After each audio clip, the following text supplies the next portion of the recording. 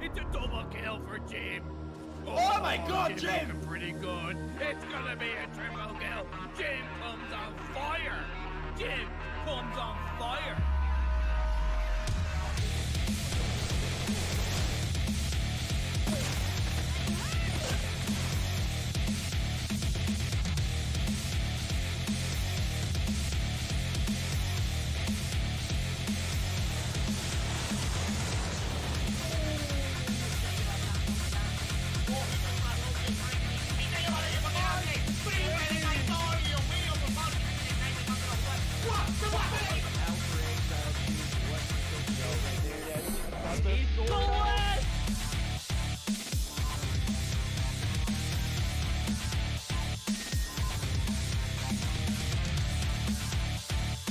He had the right angle, but couldn't land the shot. The dark scope, the two-piece!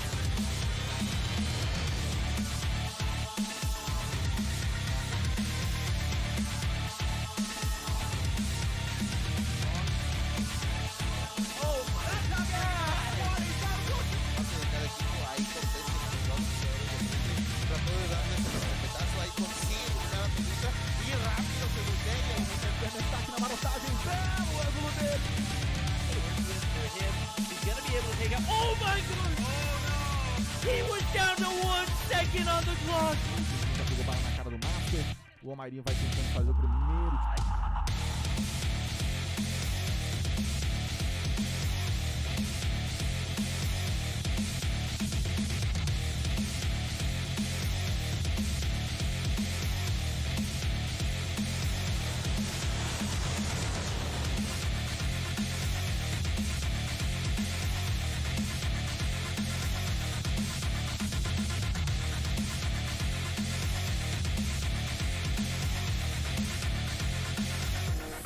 Da escada vai tentar o tiro porrada e bomba! Vem! Clutch muito difícil de vencer, mas...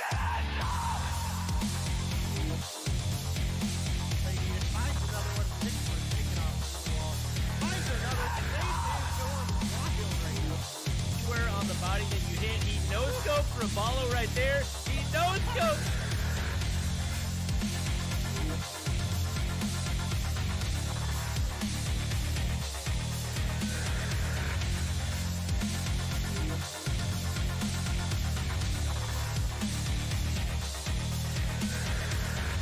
Termina eliminando a Jack, igual queda solamente positivo por parte de repente, sigue la primera baja en este round, se da cuenta que no se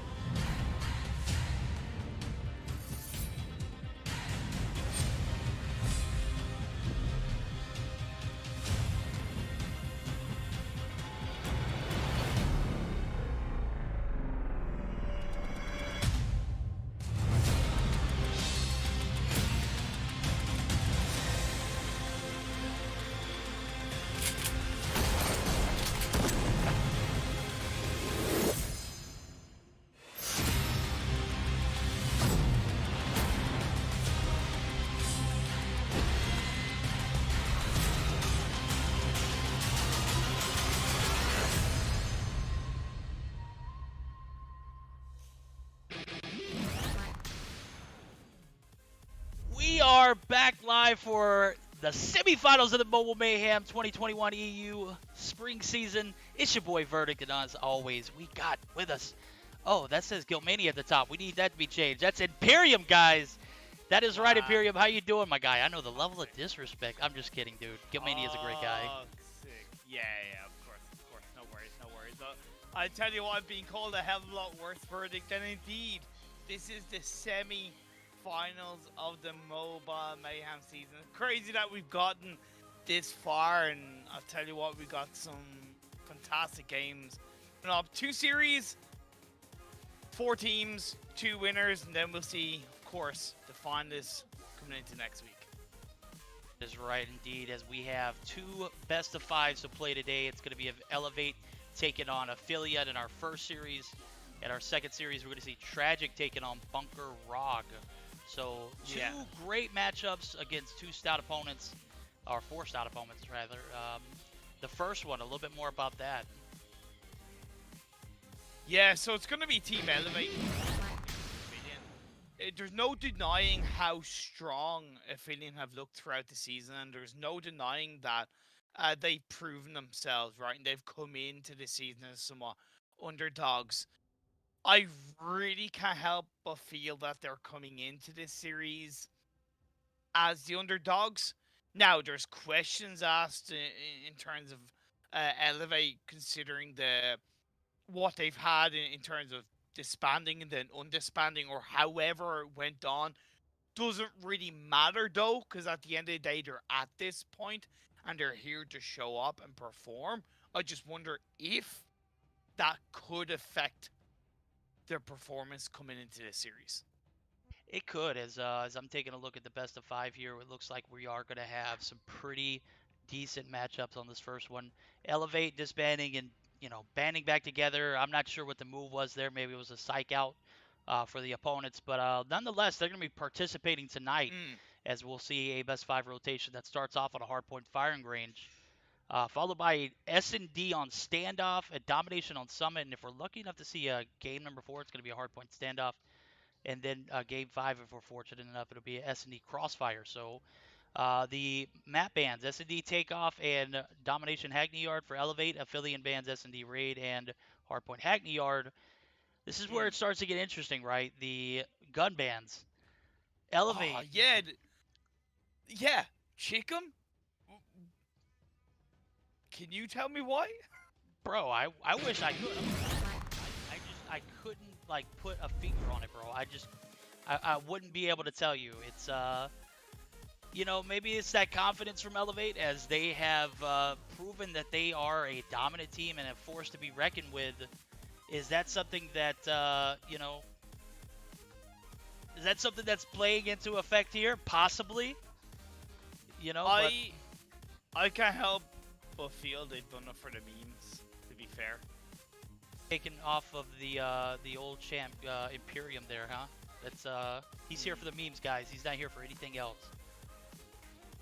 Speaking of the memes, speaking of the memes, bro. Go ahead. Yeah.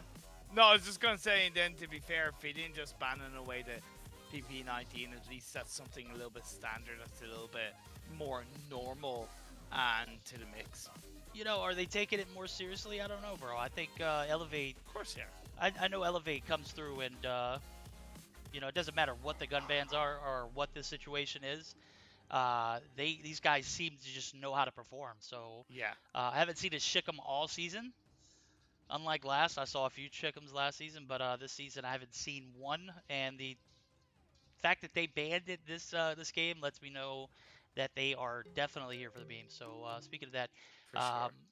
We've recently partnered up with Fnatic and OnePlus for an increased prize pool, and not only that, a $600 prize for All-Star games. So huge, increase to the prize pool. So I think it's a little around 3,000. As it's major, especially for this scene. Like I know, the NA scene has been a little higher than the EU scene for a while, but this is going to be like neck and neck. They're at like 3,500, we're at like 3K or so. So huge money on the line. These guys, I feel like no matter what the situation is, I think they need to take every bit of it seriously. So thoughts? We got Aphelion, we got Elevate in the lobby. What are you thinking going into this best of 5? Well, just real quick, shout out to for both OnePlus and Fnatic, especially OnePlus, more than anything, because they've been a massive advocate over the last year plus of community mobile esports tournaments and mobile esports events. I know there's been quite a lot going on between NA and EU, so it's great to see them coming on board with the Mobile Mayhem, and then Fnatic as an org. Hey, look, you know, it's all well and good you support this event, but where's your Fnatic COD Mobile team? Come on! Step up to the plate. I want to see Fnatic COD Mobile team for champs, I'll tell you that much. But either way, shout out to both of those new sponsors coming on board. It's a positive sign, to say the least. And coming into the series, Verdict, like I said, I can't help but feel like Aphelion is the underdogs in this situation.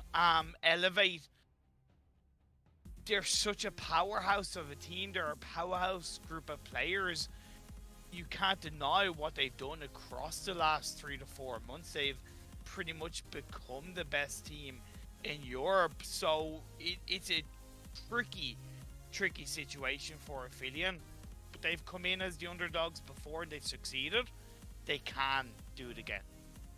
I have, you know, huge faith in Elevate's abilities in this game, but I have watched this Aphelion roster just bloom out of nowhere, bro. They came from the qualifiers event. They were the most qualified team, and they have shown that they can hang with the likes of the heavyweights in this EU comp scene. And you know, they took down BK ROG eSports in a 2-1 situation. Yeah. They beat the guys, or actually they lost against BK ROG eSports. They took down Stamina, no longer in the event, but we saw the very last day of the regular season, they took out Tragik, bro. I mean, you know, the fact that they were able to take Tragik out 2-1 in that series was huge momentum going into the playoffs, as we saw them 3-0 over the likes of Meseeks EU. It was a super close series, but ultimately Aphelion just better that day, as we see them here in the semifinals. Yeah, I think it's about time to jump into the action, man. What do you think? Yeah, I say let's give it a go. Of course, we are running different rule set for the finals. It's, as far as I know, it's to be in line with the upcoming Tribe tournament, if I'm not mistaken. Verdict. So we will see. I do think there are overall positive changes. Hardpoint has been decreased from 250 to 150. I did feel that it was just too long of a game mode, so it makes sense that that it being put back down to 150 will just allow for the action to be a little bit more fast-paced. We'll see the winner of that come on through a bit quicker. Yeah, I'm taking a look at this new updated, you know, spectating mode. This is pretty neat. Wow. What the hell? I'm very impressed by COD Mobile. Activision making sure that they are on top of their game coming into this. And I'm digging it, bro. It shows the profile pictures. It shows quick stats. If you take a look at it, kind of reminds me of the CDL, to be honest. That is clean. It was much needed, to be fair, and hopefully they fix a couple of glitches that came on board when people did die, that they spawned back into FPP instead of TPP, and that does seem to be the case. But at the start of this game, has seen this side of Team Elevate have a little bit of an early lead across the first 40 seconds or so of this hard point. Smokes being thrown out across the board. Nice use of those smokes, to be fair, coming out from the side of Elevate for allowing them just to slow Aphelion down for the time being. We're gonna see, man, this is the mini map at the bottom's pretty neat. You can take a look at that. You can take a look at the scorecard and whatnot. The match, it shows you everything. Dude, this is pretty sweet. This is the first time we've gotten a chance to take a look at it, as we are in the middle of game number 1. P2 opening up. Aphelion gonna have an early advantage inside of the hill. We're gonna see the contention come through, but it is gonna be denied as Turu gonna be taken down. I'm taking a look at the names too. I'm seeing Nova Baba, Nova Yaya. I don't know what they got going on there, but that's pretty interesting to see those name changes come through as we're getting to the end of our regular finals, actually, the semifinals here in this situation of the Mobile Mayhem season. Boys over at Aphelion battling neck and neck with the champs in Elevate, and they are right there competitively competing. They are. We do see the Hill actually take the precedence, and we do see the lead going in favor of the guys over at Aphelion. So first 2 points are pretty split neck and neck. So guys, it has been a close game. I can't really say much about it. It's going to be a quick one, as we won't see 100 minutes.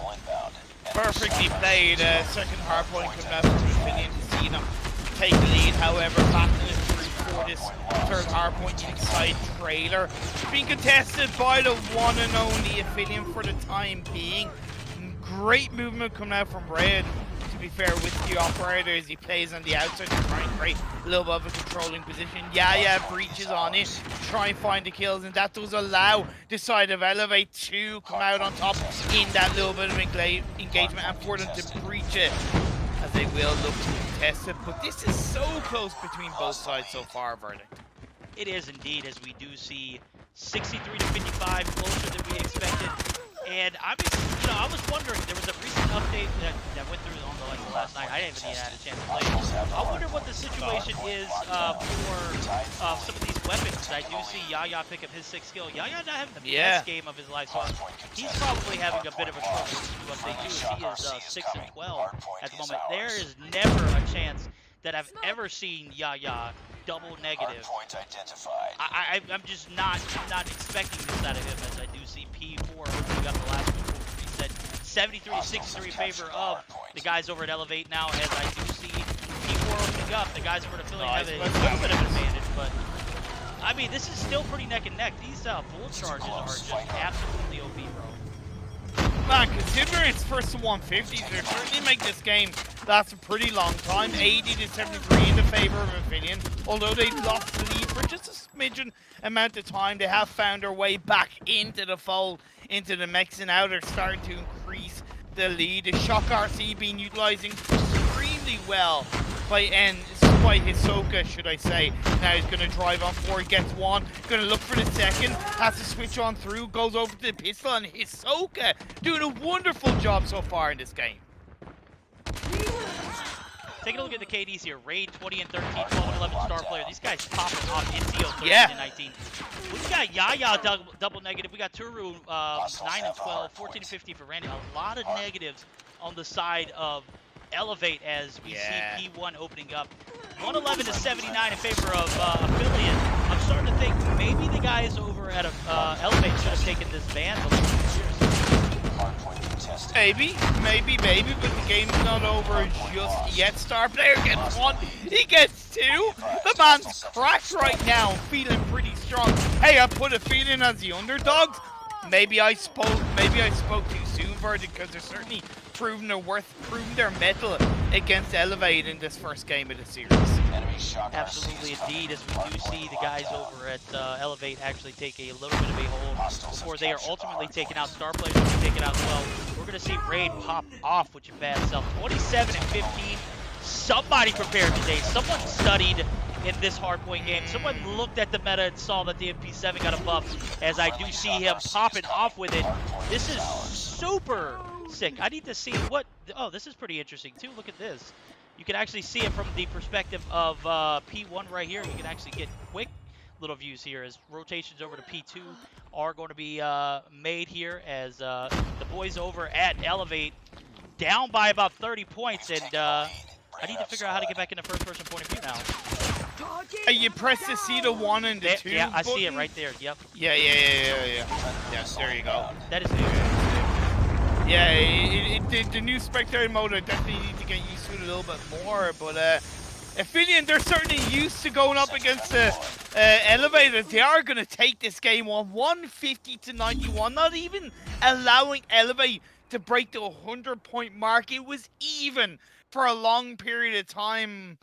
At the end of the day, Aphelion, they took the ball at the end and they ran with it right onto the score line, and touchdown indeed. Nice start for Aphelion in this series. Yes, indeed, as I do see the stats come through. Raid 31 and 18, definitely the powerhouse behind this victory, as we do see Derek's gather up a minute and 52 on the hill. OBJOP, absolutely. Derek's playing his role to the highest capability there, as we do see. This is something that I'm not used to. Elevate. Yeah. Much, I'm not going to say they got slapped around this game, but bro, where was Elevate that game? 59-point difference? That is not like them here, as game number 1 goes in favor of Aphelion. Aphelion came and brought their A game today.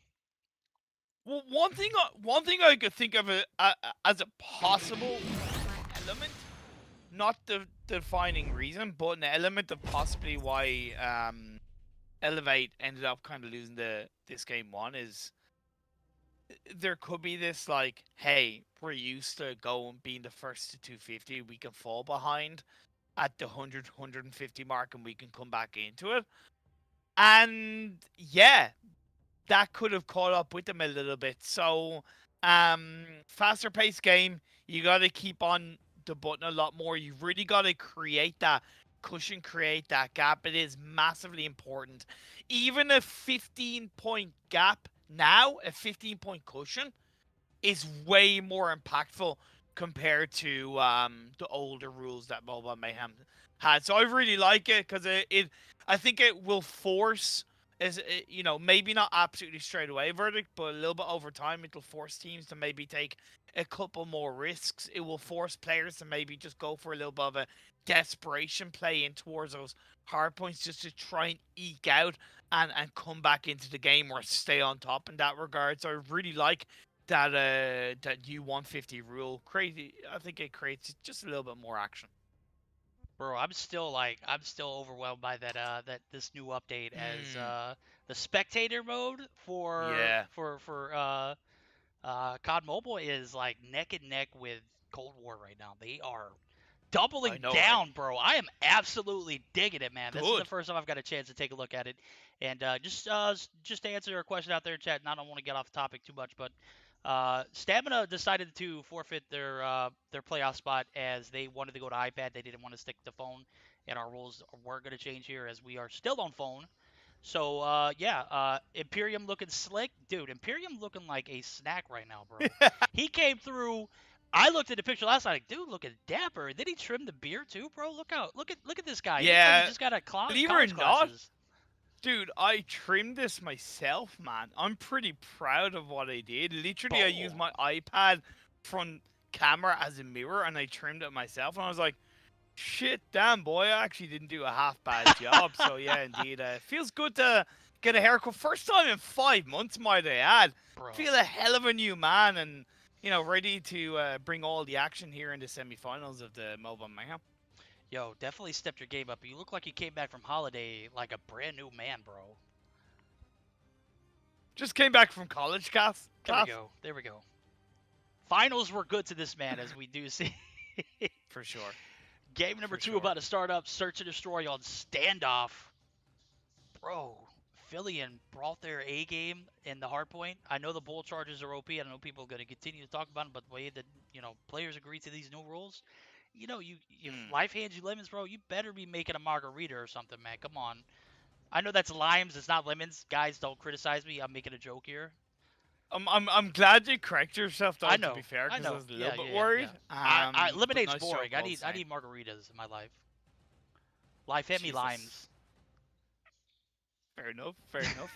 And while we are waiting for this game number 2 to start in this series, is it okay to announce the community winners? Do you think it's a good time now, or maybe wait? Oh yeah, we do have Sorry if I jumped the gun in list that regard. of community viewers. I was actually gonna wait in between the matchups tonight. Then we can wait, mate. Then 100% we can wait. Because I feel terrible. I don't have an interview. I had it scheduled for Tuesday, and God, everything just life came in the fold, and it just was not good. So we won't have an interview today, thanks to Verdict being super busy outside of casting. So we'll be able to discuss and talk about the community winners, and from there we'll be able to jump straight into the action for series number 2. One thing that is interesting is that if we do get to the game number 5, we will have Crossfire. And considering that that's a new map that's been added to the competitive scene for the finals, I'm very interested. Myself, haven't casted it, so I'm super excited. So I do kind of hope we get to the game 5. But until then, we have to move into this game number 2. Search and Destroy. Can anybody even things out in this series verdict? Will we see Aphelion take a 2-0 lead? I wouldn't put my money against it anyway, because Aphelion looking pretty damn fire so far. Aphelion definitely studied. They're on their P's and Q's in game number 1. We'll see if it transfers over to game number 2, as we do see Search and Destroy on an OG classic map, Standoff. And I am absolutely loving, I'm still like, I'm going to continue to talk about it as we do see the map rotation come through. We're going to have one go down, and that is, was that Enzio? No, who was it that got taken out? It looked like someone got killed, but maybe my page. It wasn't Enzio. It wasn't anybody, as we do see all 5 players alive from both teams. It looks like a nade may have went off, and it kind of indicated it on the map. Oh my, Derricks! Toxic taking out Yaya, who peeked inside of bottom grannies with the SMRS. My guy. All right, we're going to have the opening frag go in favor of Aphelion as they take game number 1. They are on the brink of starting off game number 2 very properly. And, you know, this is very important for Aphelion, right? Because they're starting this game number 2 as the attacking side. They're going to be able to build it a little bit more cleanly on their momentum of that win in hardpoint. They've gotten the first kill, but they do need to look to try and plant that bomb. Derricks has a bomb in his hand. He's pushing off 4. He's going to look to get 1 kill. He gets shut down. Toro comes in with the double kill. Gotta say, that's a massive F for Aphelion. Massive F indeed, as they have taken too long to make their transition. It's going to result in 2 players going down. Enzio is actually going to even things up as he picks up a shot onto Ramsey. Oh boy, with the jump shot. Time of the essence, 20 seconds on the clock. It's going to leave 1 player alive. That's going to be Turu. Turu's already got 2 taken out. He's going to go ahead and take Raid out. Raid get blasted, and it's a 1v2 situation. Enzio lasers. GG's first round goes in favor of Aphelion. Damn, son, that was good by Tori. He got a double kill, and I thought, okay, Elevate. Okay, I see what you're doing, but fair play to the rest of Aphelion. They didn't really slow themselves down. They pushed in. They carried on the momentum. They stayed focused, and they just turned it on to get the kills needed to grab the first point. But now as they look to play towards the A-bomb side, Derricks goes down. Nice grenade by Yaya. Yaya is actually going to get traded there, as well as Turu, as we do see Hisoka and Star Player tag team up. Oh my, Aphelion playing this search and destroy as if the hardpoint never stopped. It's going to be a 4v1 situation. Wow. Star Player picks up the kill. GG's, boy, 2 straight rounds in a row. Elevate. Are you going to pick the phone up and make a call and see if you can get something going here? I don't know what is happening to this Elevate roster, but they are looking like they are out of it right now. Also, I want to know, you know, I'm not saying it's going to happen or anything like that, but I want to know how many offers Star Player has gotten from teams, because this guy is straight up cracked. One of the strongest aggressive talents I've seen in COD Mobile competitive in Europe for quite a while. It's just really a force to be reckoned with across the board. He gets another kill on his Saturns. Of course, great support from his teammate. He does get another kill as it's traded up. Now it's a 2v2. Corrections, 2v3, as I do see 2v3, my apologies.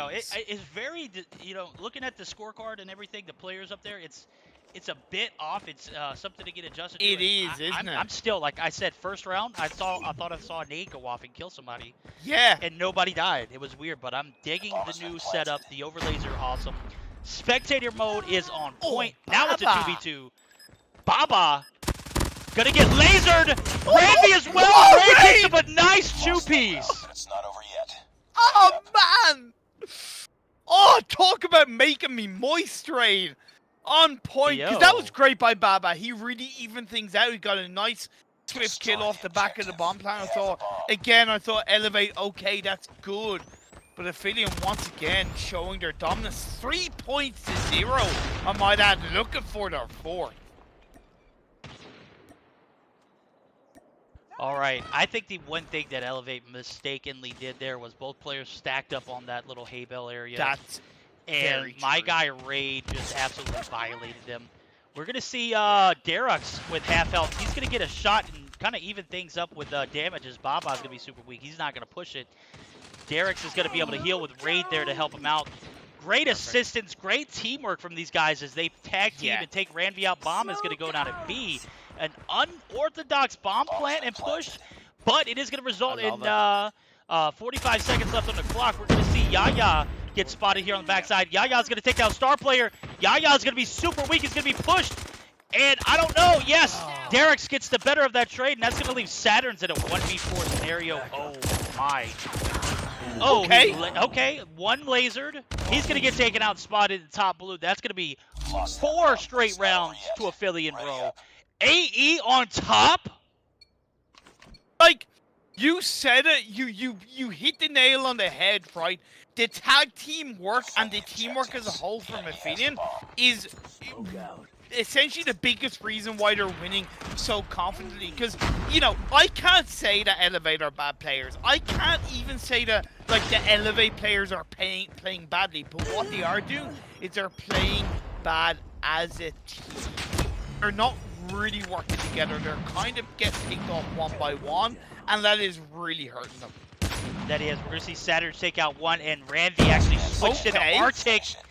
He picks up 2 big kills. Saturn's picks up 3 this round. Elevate is down, but they are not out yet, as I do see a 1-4 scenario. Sides flipping. The advantage is in favor of Aphelion in the series and in his search and destroy, as they have found a comfortable 4-1 lead. I don't know if they're going to be able to extend it here, as Elevate looking like they get pretty pissed off here. You don't want to see a pissed off Elevate, am I right? Oh, I was thinking just the exact same thing, to be fair, Verdict.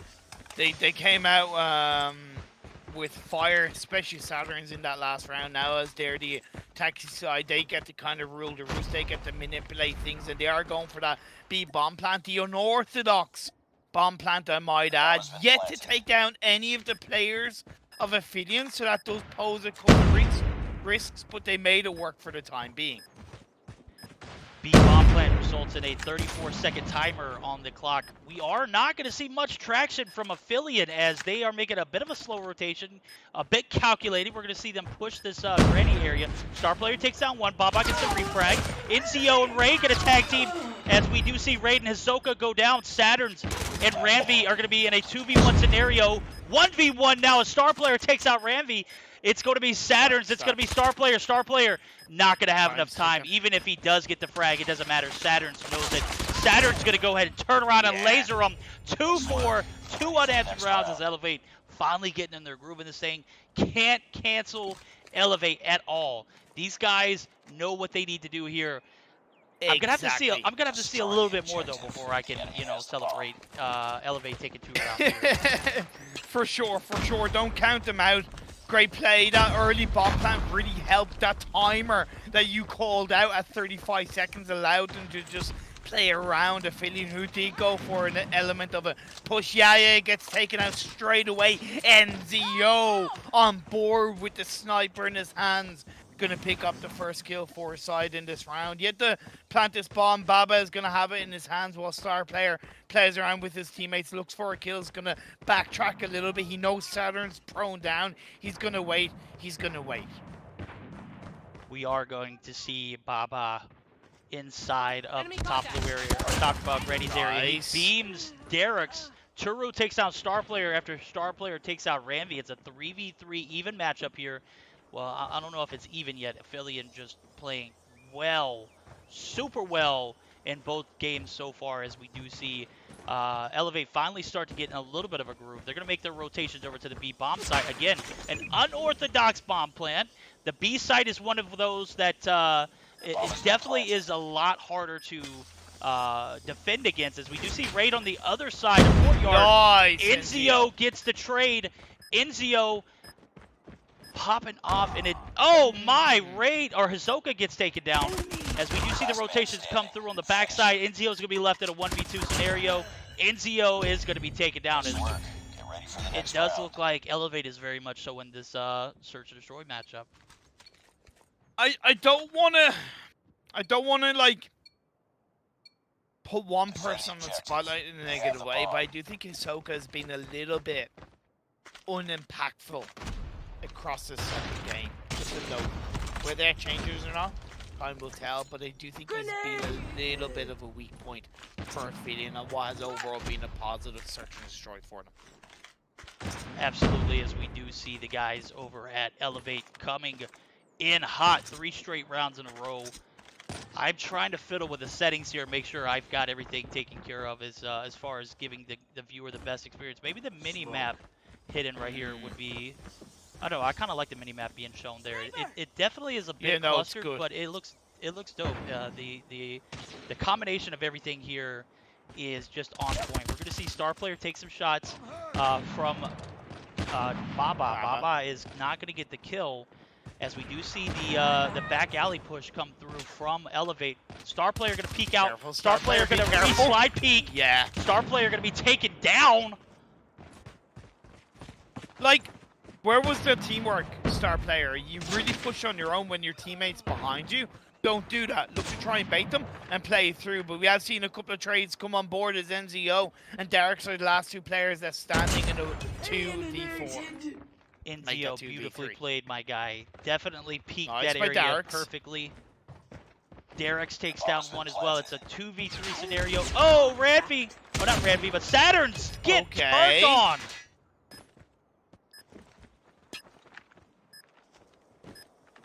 But the bomb's planted, 30 seconds left in the clock. They gotta make a move, they gotta make a push. Nice grenade being thrown out the slide.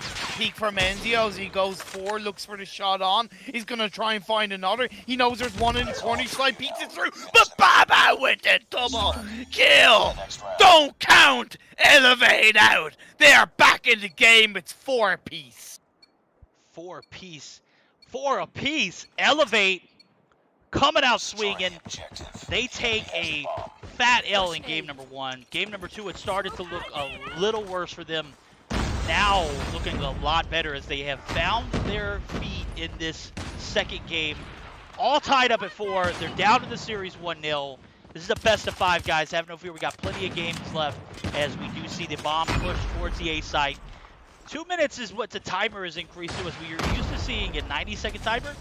That is not the situation here as the rules have updated. We are going to see Hisoka go down early as Churu takes down Derek's as well. And it looks like Aphelion might be too big for their britches. As, you know, the pushing out one by one just not paying out as Elevate have caught on to their strategy. And this 1v4 scenario is looking heavily favorable by the boys over at Elevate. Chat saying the comeback is real. Well, you know what? I agree with you guys and gals. I agree with you indeed. Toro shuts down Raid. Once again, the round goes over to Elevate. They're now in the game. Match point. What a turnaround! What a turnaround from Elevate. Should we be surprised? Overall, no. But within the context of the series, how strong Elevate had been performing, yes. Sorry, yeah, Aphelion had been performing. Yes, I am surprised. But Elevate, I love the fact that they're full of surprises. I love the fact that they are full of surprises as well, as we do see a more conservative approach from the guys over at Elevate, as they are very aware of what's at stake now. It's like the reality of things are settling in for them, as we've seen them go 5 straight unanswered rounds. Can they make it 6? We are going to see some shots taken, but nobody go down early, as we have a 5v5 at a standstill on Standoff. Derek's going to be on the back alley area.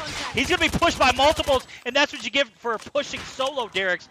And Aphelion needs to reevaluate their strategy, because they came into this matchup super strong. But as of right now, it's looking like a one-man situation, like one man doing this, one man doing that. When at first we saw like a couple pushing, or 3 people together. It's like they're getting singled out. Enzio picks up one, but it's going to be traded instantly. 6 unanswered rounds go in favor of Elevate. They take game number 2. We are all tied up at 1. 7 rounds in a row, Elevate won in that. 7 rounds in a row. The 6th to win, and the last one before we swapped sides, as far as I remember, if I'm not mistaken, or maybe it was 6 rounds in a row. No, it was 6 rounds in a row, my apologies. But either way, like, yeah, it's funny, because when Aphelion were the attacking side, they were playing duos, tag teams, working really well together. And they made Elevate look like, you know, the solo team, so to speak, pushing as solos. And the second it switched over, Elevate were working together. They were pushing together. They were driving together. They were bomb planting together. and Aphelion crumbled and became that kind of, star player pushing on his own, Derek's pushing on his own, Raid getting caught out on his own. And as much as NZO was doing a fantastic job with that sniper, you still got to stick together. You still got to make sure you use that game plan, you use the strengths. Otherwise, you give it all over to the opposing team. Great comeback from Elevate. It's one apiece, but if it in, you got to rethink how you play those. Absolutely, bro. I gotta stop and say, like, I'm maybe out of context here, but is the shift from like the defending side being OP to the attacking side being OP a factor in this? Because I saw like Aphelion ball out on the attacking side. 1 point was taken from them by Elevate, and Elevate got the attacking side, and they just dominated, bro. Five Like, rounds in a row. As soon as the sides flipped, they took one from the defense. And like the strategies are coming through. I'm taking a look at the scorecard. 10-5 for Saturn's, Baba 7-6, 10-5 for Turu. Yaya still very much so not in this thing. Game number 2, not any different than game number 1 for him, but as a team collective effort, fair. very well played. So we'll keep note of that as game number 3 is about to start up. Yeah. But I gotta stop and point out the fact that the attacking side may be where the advantage is now. Nobody holds the power on the defense. Am I right?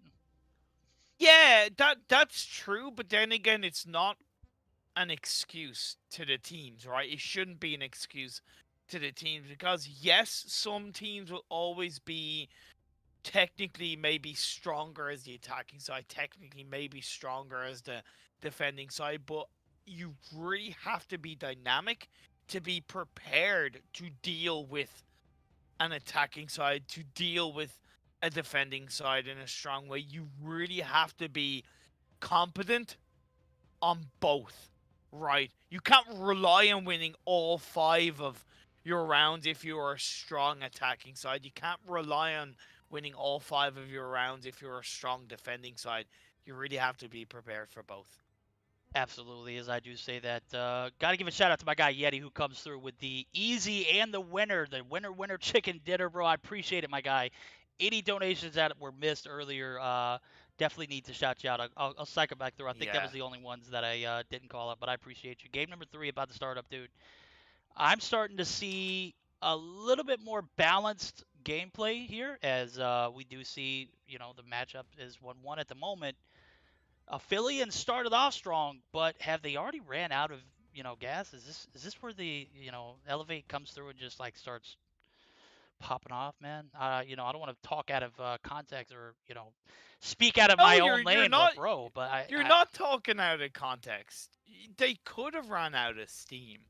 A part of what has made Elevate so strong within the EU scene is their ability to be resilient, is strong, and kind of somewhat consistent throughout a whole series, right? Not just one game. So yeah, that is a factor and a point that should come into play. It could be the little bit of the inexperience showing for Aphelion in this high competitive, what can often be a stressful situation, right? It can get to your heads a little bit, and what sees one round going against you, or one moment going against you, can be that, that stepping stone or the snowball effect of it going horribly wrong on your side. So it's important that Aphelion kind of take a step back, reset things somewhat. We are going into, especially because we're going into Domination Summit, and we know, Verdict, how fast-paced that map is, how unforgiving it is. You don't have a second to breathe. Never mind anything in terms of regaining your composure. It's balls to the wall. It's one after another, and you've really got to, be calm going into that, be composed, and work together. I completely agree. This is definitely not a map that you want to, start off slipping on. You get down early in the first half, bro. It's so difficult to come back in the second. So, will Aphelion has Aphelion ran out of steam, or are they very much so in this? This is interesting as we do see game number 3 starting up we are going to be on board with Aphelion off the bat to see how they start off this first game, or this third game, as we do see 1-all going into it. I still have to get a little bit used to Enemy taking Alpha. this display. I'm digging it. It's just a little different. Chopper being utilized. Chopper just being utilized by NZO, and I think that's not a bad call in Summit, right? Because you can kind of just stand there on fire, and in Summit, which is a smaller map, you don't technically need to run around as much. I really like that adaptability from NZO. Whether it actually works out is a different story, but I like the theory around it. I gotta see if these guys are PCs, bro. We completely neglected the fact that they are the first game. We'll jump in the second half. Enemy has Actually, let's go ahead and do it now. I want to hear it. I want to hear both comments from both teams to see how experienced it is. We're going to start off with Aphelion, as they are actually retaking A and B is getting capped, so we're going to give them an opportunity to sound in. Il monte sur ta gauche, mort sur B, un autre, mort, go. Un sur C, un sur C. losing A. Go C, on va sur. Venez m'aider. Reste, reste. Attends, vas-y, j'arrive. Il y a un connecteur, hein. Enemy has A. Go C les autres. Bravo. Casse les couilles. Un top. Ah, one shot. Il monte sur S'il vous plaît, c'est les gars. Enemy has B. Mort. Ouais, c'est bien. Go C. C'est bon, c'est bon. Un sur moi, one shot sur moi. En top. One shot, snow, one shot, Ouais, step, sur snow. B. Go full B, ça va rusher B, Il va bottom. Tous B. Enemy shock RC is coming. All right, I heard a bit of the call-outs. I heard one-shot snow. I heard go for B. I heard a ton of things. I didn't understand a lot of it, though. But from the sounds of it, it You sounds don't like... understand French, Verdict? I know, right? Amazing, dude. I don't understand French. Imagine not knowing French. Imagine not having flow here to hold my hand. Shocking.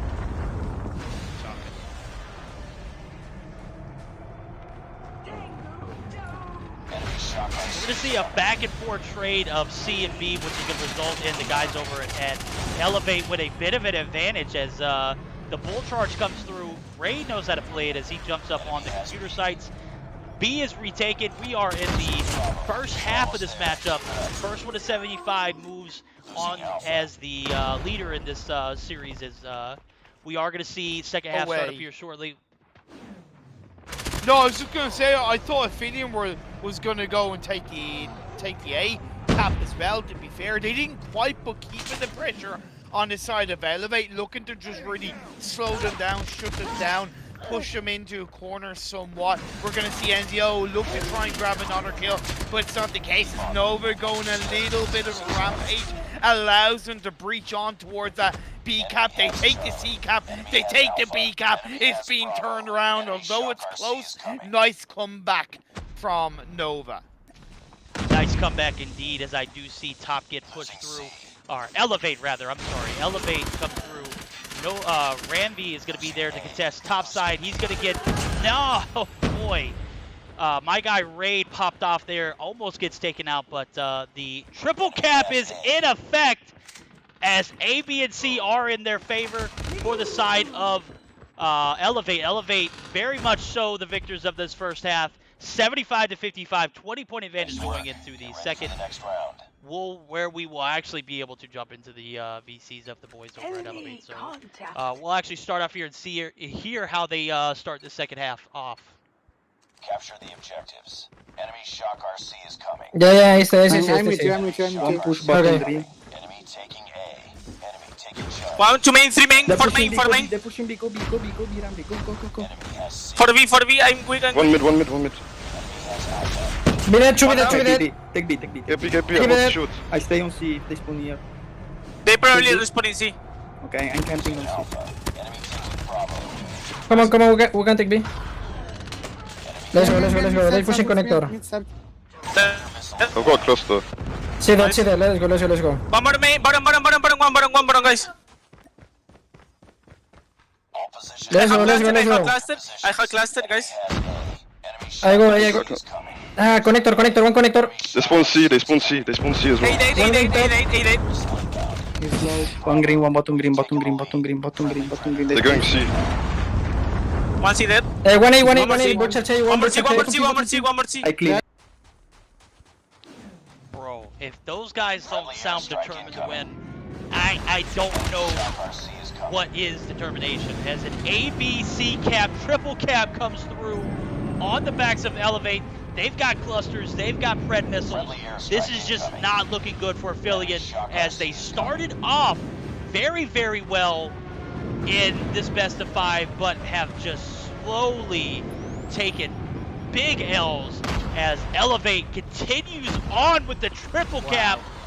They don't care what the situation is game number 1. We're in game 3, and they are going to have a big advantage going into this 4th game as Aphelion, you got to step your game up.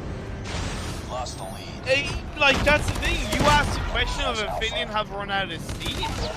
At the start of this game, it was quite close. It was relatively even, and I know Summit is extremely fast-paced, but the experience of Elevate between the second part of the first half and coming into the second half, it shows. It shows in a strong way. We listened to their comms. It was on point. It was clear, it was concise. It didn't sound panicky. And now as they look to close out this 3rd game, they will take the lead. They will be up 2-1, and they'll move into the next game on the advantage point.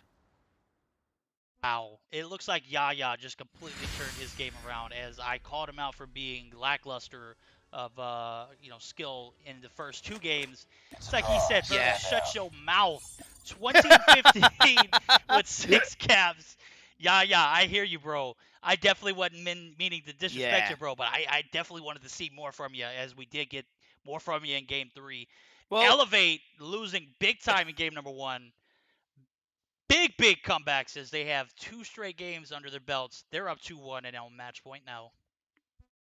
You know what they say, Verdict, you ask and you shall receive. You ask, you somewhat, put it out there, and massively received, and really great turnaround from him individually, and that is such an important factor of a team as a whole, right? Because we're human. The players are human. You're not always going to have a perfect game, a perfect day, a perfect series. But if the rest of your team is motivating in the right way, if they're really kind of looking out for, hey, this player, although I wish he was playing better, he's not at the moment. What can I do to help him? Well, let's step up my game, right? Let's step up our game as a team so we can help carry him. And then when he gets the opportunity once again, once he gets a reset, hey, he'll shine. And, really good stuff from Elevate as a whole. Fully deserved victory in Summit. I knew that was going to be hard for Aphelion, and it showed. It just showed they could only last for so long. And the use of the bull charge specifically from Elevate was really great timing. It looks like Aphelion had the better advantage with the bull charge in game number 1, but Elevate, seeing how Aphelion played, definitely opened their eyes, bro. They got punched in the jaw first game, and I've always been a huge fan of, it's not how hard of a punch you can take, it's how much you can get back up from that punch. Yeah, and boy, did they get back up. So Aphelion, it's your chance now. You've got ample opportunity to come back. Hardpoint Standoff is where we're going to be playing the game number 4 here.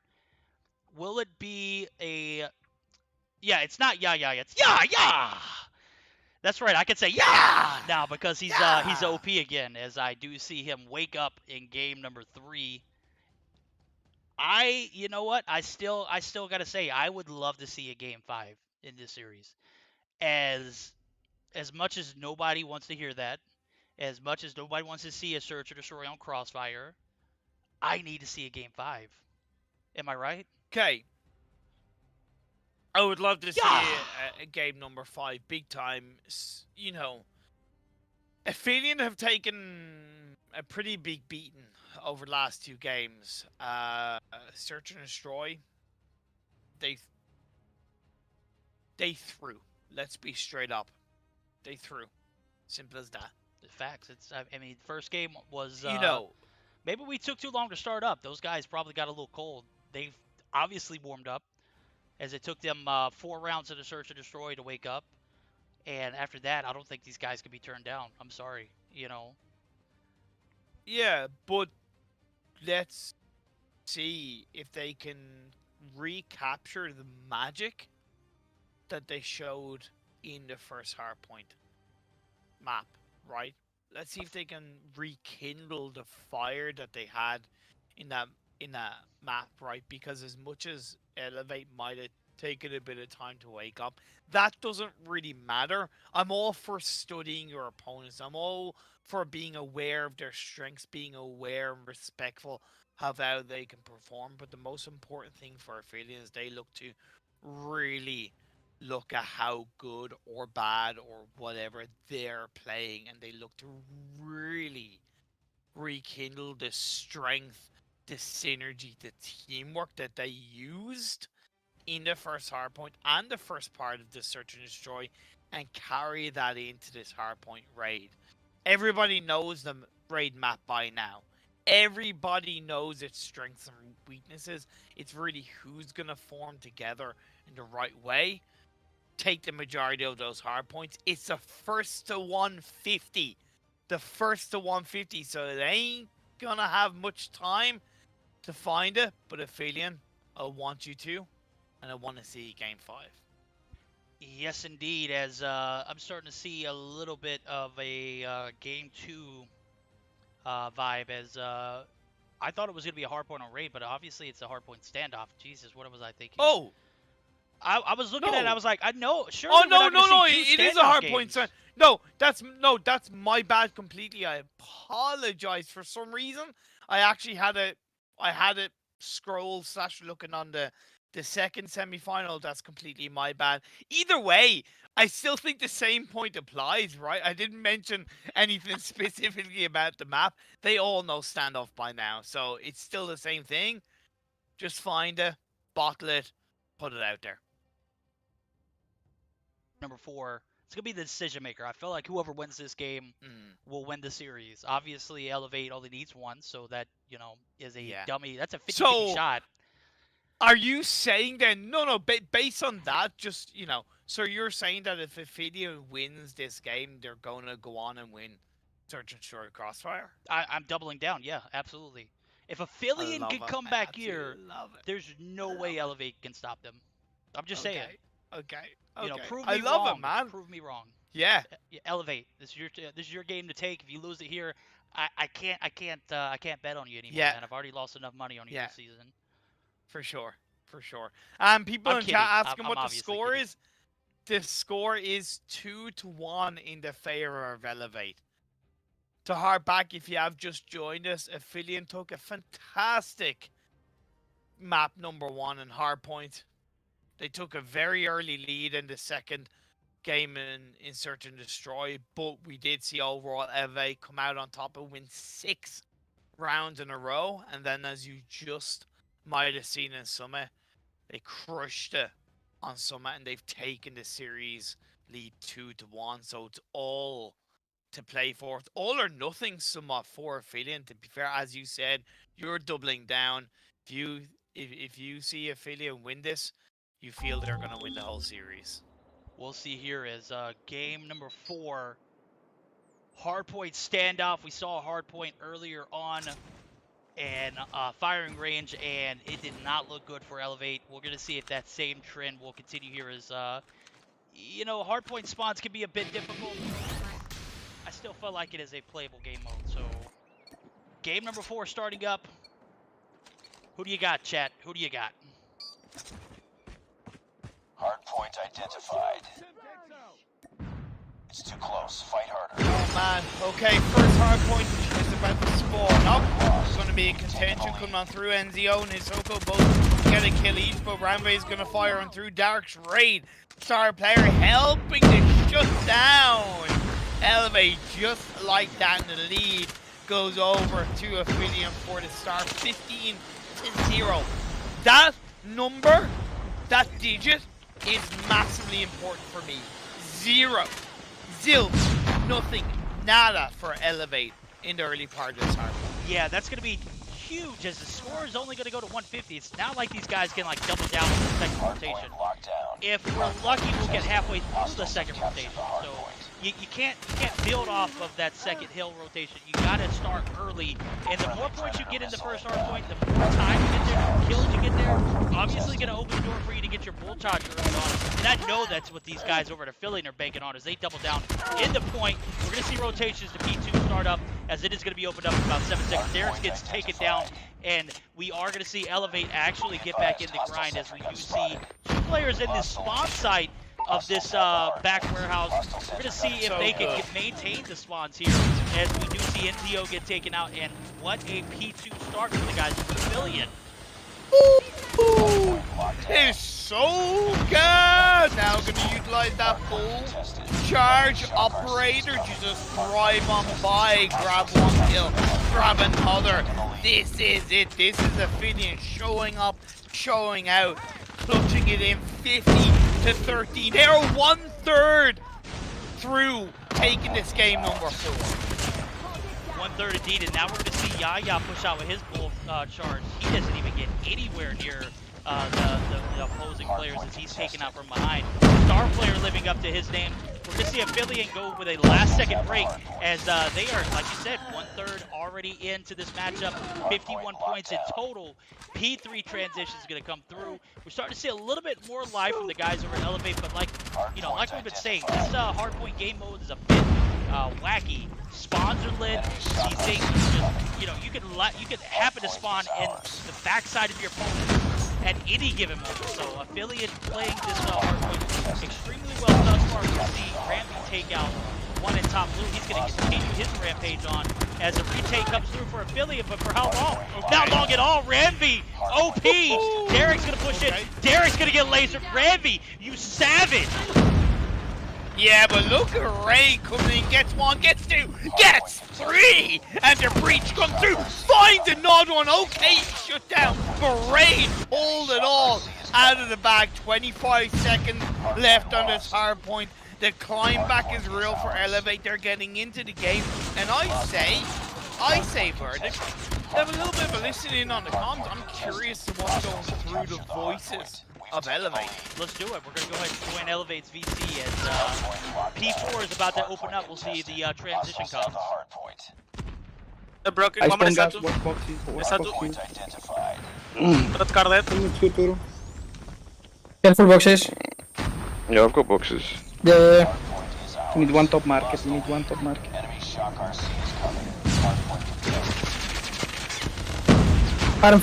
Farm. Nice grass grenade. Let's go. Fire. Broken, one broken. One turn market. For me, that. One in points. I have Golaya. 7.2 Golaya. Wait. Stay point. Yo, play points. Stay. I have Golaya. Factory. Box is dead. Nice. It's 10 point, guys. Bro, you heard it. Goliath is in point. My guy, 7 points away, gets it, and now we're seeing a completely different ball game from Elevate. As we do see a last-minute break come through the bags of Star Player. We're gonna go ahead and join their VC and give them a chance to sound out. So good. Saturn's has been just crazy good so far. And I find it interesting because to me initially I was like, there's airs of silence coming out from the Elevate side, right? They maybe sounded a bit negative, but credit where it's due, that just is pure focus at this stage of the game, right? They know they're close to winning this series. They know they're close to booking their spot in the finals, and they are taking this one extremely seriously. So really great job coming on through. Aphelion running out of steam once again, question mark. A little bit of it feels bad, man. It's all up to them to bring it back together. Let's go ahead and jump in with Elevate as, or not Elevate, but Aphelion, as we only have a few more moments left in this game. As long as Elevate maintains the spot, we are going to see them get a break, Aphelion that is. So we'll go ahead and listen in as P2 transition is about to come through. Ah, je peux te balle, Oh, Deli, next. kebab. Go next, Enzo. Descends, il est là, lui. Go next. Mais les gars, reste mon point. Déli, les frères. Bougez next, bougez next, bougez next. Go next, arrêtez de crier. Dans le next, les gars, s'il vous plaît. Il reste 5 secondes. Bottom granny 2, il passe broken. Next, one shot, Dex dead, Dex dead. Bottom granny, Ouais, 3 ouais, bottom. ouais. Tous next. Va back factor, va back factor. Un bottom. Ah, Bottom, one shot, moi. broken. Cali, ils sont back ali. Granny, deux granny, push On va bottom. voir, Bottom. Mort, one shot sur side, one shot, deux sur side. Il nous parle, il touche les points. Bien sûr. Un back factor mort, 3, 1, gaz station, un station. Non, tu m'as. Cover, gaz. 2. Hey, yo, a bit of frustration as they know they're on the brink of elimination here. Game number 4 in hands of the guys over at Elevate. They have a pretty strong, healthy hold on this second hill. As we do see battles going on outside the point. They're not able to get in. Elevate just bought their ticket one way to the finals as they take game number 4, 150 to like 8. Oh my God, bro. What was that? Man, It's a draw. Stand down. it's a lesson. It's a lesson for Aphelion. They'll come back a better team in the future. Elevate just showed them this is why we're the best team in Europe. They showed the rest of Europe why they're a force to be reckoned with, why they came back together. Just straight up on point, straight up focused, straight up serious and to the point, because like it's not like Aphelion played massively badly. It's not like Aphelion made a load of mistakes.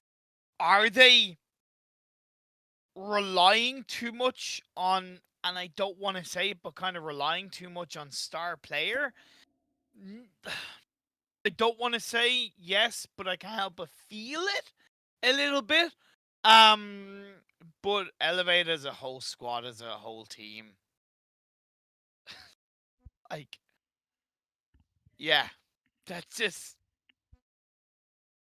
there's not really much more to say than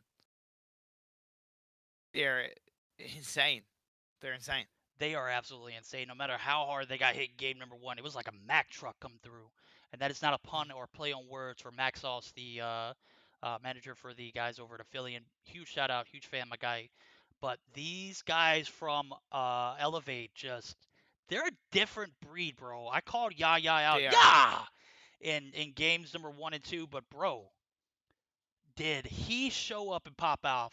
24 and 18, 50 seconds on the hill. Ranvi, 19 and 18. He even got, or was that Baba? Baba's the one who got the Goliath. Ranvi, 19 and 18, 56 seconds on the hill. Minute 14 for Baba. Bro, these guys collectively just look great. Turu had an off game, but that's okay. He had a hell of a game 1 and 2 as he pretty much carried both of those games. Every player from Elevate plays their part. Every single player from Elevate in some way shows up. Again, we're human. Might not always have the best game, best series, but as a team, they rule the roost at the end of the day. Great effort by Aphelion. Massive love and respect for them across the whole Mobile Mayhem season. They are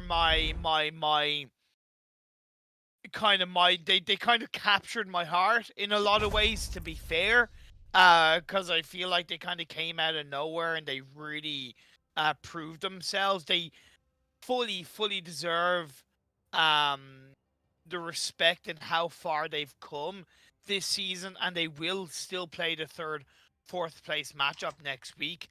It just wasn't meant to be today, and again, they will learn from this and they will become a better team. Absolutely, bro. That was a hell of a 4-game series as we saw Elevate and Aphelion battle it out, bro. I got to give mad props to Aphelion as they were low 5 before the season started. They came out on top in the qualifiers tournament. They were the most qualified qualifier. And, bro, look at it. They made it all the way to the semifinals, battled it out with the likes of Team Elevate, who has been the most OP team, regardless of the scenario, in the EU comp scene for quite a while now. So, bro, this was definitely a spoiling. You know, I'm spoiled after this first series, bro. I can't talk more about it. It's just I can't wait for the finals now and see how Elevate performs against the likes of the winners of this next best of 5 series, which is going to be Tragik and BK ROG eSports. But before we talk about that matchup, are we done talking about the last one? I think I'm done. Maybe. Yeah, yeah. I'd say we can move on. Let's move on to the community votes, as we do see community winners for the sniper of the split, rookie of the split, and MVP come through, and I'm gonna let you do the honors of the sniper of the split. Cool. So community votes for Sniper is in 3rd place, Marky with 34 votes. In 2nd place was Yoka with 35 votes, and runaway in 1st place, Narks is your community vote for Sniper with 95 votes. So, I'll play. Congratulations, Narks. You are your community votes Sniper of the season. Yeah, I gotta say, Narks is probably, as far as like my clips that I upload to the drive for Mobile Mayhem, that guy has compiled a ton of space inside of that Google Drive folder, guy. Got to give a shout out to Narks.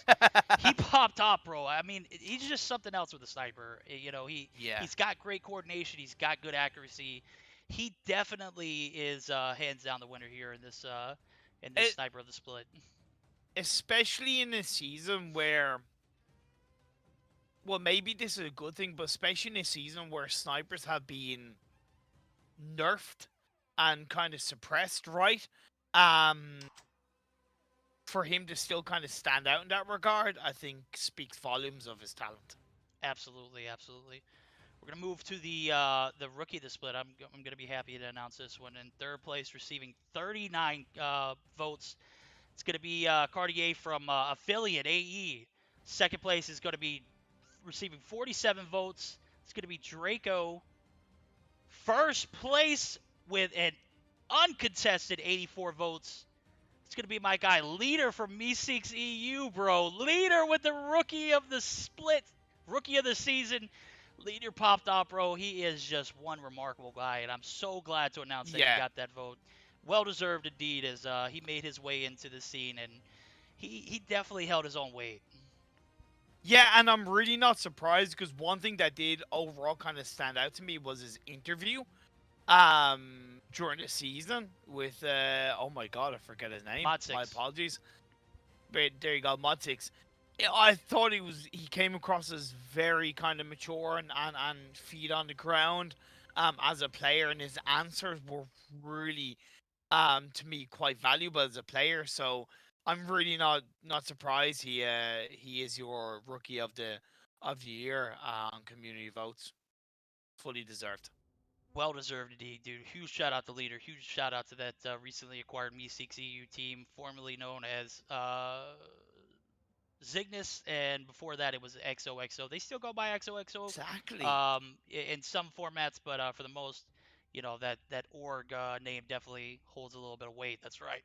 Hold on, let me stand up a little bit. Let me go ahead and show off my Meseeks jersey, as we do see Verdict popping off with it. Oh, let's go. Huge shout out, Leader.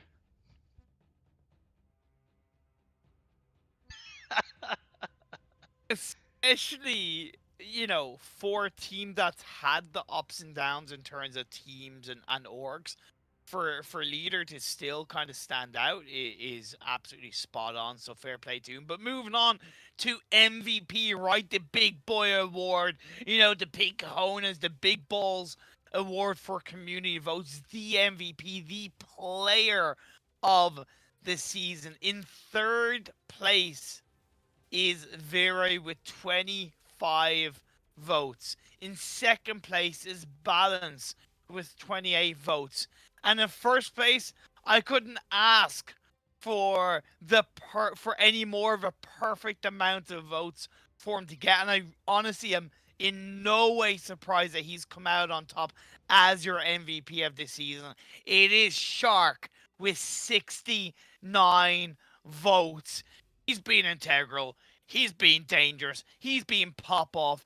He's made people fear for him left, right, and center. An MVP of the season, fully rewarded. Absolutely. We're going to see him pop off here. MVP, I got the chance to interview the man myself. He doesn't speak proper English, so I had Fonta's, relay. But I can feel the vibes. Dude popped off in every format this season. He is a well-deserved MVP. Got to give a shout-out to the second place runner-up. That's going to be Balance. He's from the Meseeks EU team, too. But, Shark, that's back-to-back seasons where, he's gone uncontested in an MVP format. So, Shark is OP, bro.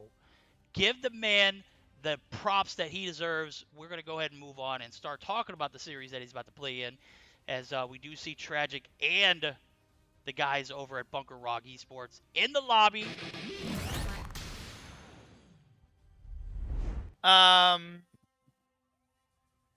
Sorry, I don't know if you're talking, but I couldn't hear you, Verdict. Oh, there we go. I accidentally had a little bit of technical difficulties. I'm taking a look at the best of 5. As I see, Hardpoint Summit is where we're going to start off the action. S&D Crossfire for the second map. Interesting. Domination Firing Range coming through as a Game 3 if we're lucky enough to see a Game 4, which I believe will go to 5 here. I hope we go to 5. It's going to be a Hardpoint raid. And Game 5, if we are fortunate enough to see it, is going to be an S&D on Standoff. Tragik opting to ban Hardpoint Hackney Yard as well as Domination Hackney Yard. Thank God, bro. BK ROG eSports opting to ban the S&D takeoff map and the Hardpoint Firing Range. So, what kind of gun bans are we looking at here? What is this? Yeah, Tragik have banned the Chopper, which very interesting. And BK ROG have banned the QXR. So PP Bison is, or the Bison is open to be played. Possibly you might see an SKS, just to kind of put it out there. We might see an SKS. I've noticed that being used, I think, by BK ROG a couple of times. Yeah, very interesting weapon bans to say the least. All right, we are getting geared up for game number 1. I was thinking, do you think we need a short intermission before we start up, or no? Nah, honestly, I say let's just ride the momentum. The players ready. Let's be fair, I'm ready. You're ready. The viewers are ready. I say that we get the show on the road. Let's go. Game number 1 is going to be a Hardpoint Summit. BK ROG eSports taking on Tragik. The winner of this matchup is going to be moving on to face none other than the winners of last series, Team Elevate. Of course. Tragik technically should be winning. They're your direct seed into the semifinals. They haven't had to play the quarters.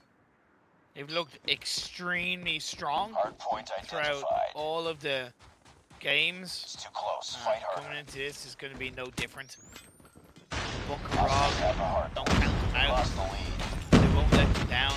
As going to trade on through. Sav is going to get double kill, going to get triple kill. As he fires on through, Slayer finds one.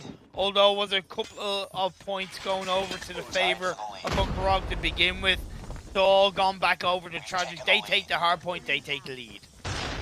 Game number 1 starting off a little bit split here as we do see the boys over at Tragik actually get a little bit of time on the hill. They're going to get 20 points uncontested, 20 and counting, 21. We are going to see Karma come through for a break, but is going to be denied by the likes of Sav. Sav popping off. Sav gets taken out, but does pick up a few kills before he goes down. We are going to see another contestant. 15 seconds left on P number 1 is going to result in the boys over at Tragik with an early advantage, making the rotations over to P number 2. And guys, we got two teams in the VC, so we'll jump into their comms. We transitioned from P2 to P3, so not yet. Bear with us, but we do got both teams in there, so we'll give you P number 1 down and out, 32-10. Tragik, undisputed here as they have been able to take a collective point total. Oh my, Denza pop off with your bad self. 32-15 and counting for the guys over at Tragik. Yeah, but let's be fair. Wasn't early. It was sorry, it was a hard point number 2 early take by Bunker ROG. They just haven't been able to hold on to it. But now as you see Shark driving on through with the Bison in his hands, he's going to get taken out. Seems like 3 Bisons are being used by the members of Bunker ROG. But here's the thing. I know it's a fantastic weapon, but I think for Summit, it's not the ideal choice. I really don't think, because of how close quarter most of the fights are, you might look to use a higher, faster fire rate weapon. I feel like that might be a little bit more advantageous because QQ9 being utilized by Sav, you see the QQ9 being utilized by Shifter. You know, I really think that's helping Tragik to hold on and increase this lead. I feel like a Fennec would even be a good option, as we do see P3 opening up. That's actually going to go ahead and jump into the BCs over at Bunker ROG eSports. They found a bit of deficit. They have an opportunity to come back because they have a great hold on P3. Hardpoint is ours. Bro, fucking guy. One there. One is small. I need one shot, push him. Factor inside. One factor. Factor dead. I have snow. Bro, 2 connector. 3 connector. Yeah, connector. One dead. 2 dead. One zigzag. One zigzag dead. Go next. Go next. Yes, go next.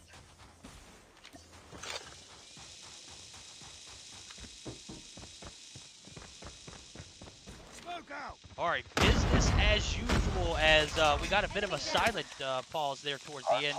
Sounds like a bit of frustration. This update has just been one that you got to get used to off the rip. As Yeah, a fair, little bit of frustration. That's okay. I mean, this is competitive play. So you're going to hear a lot worse comms than others. True.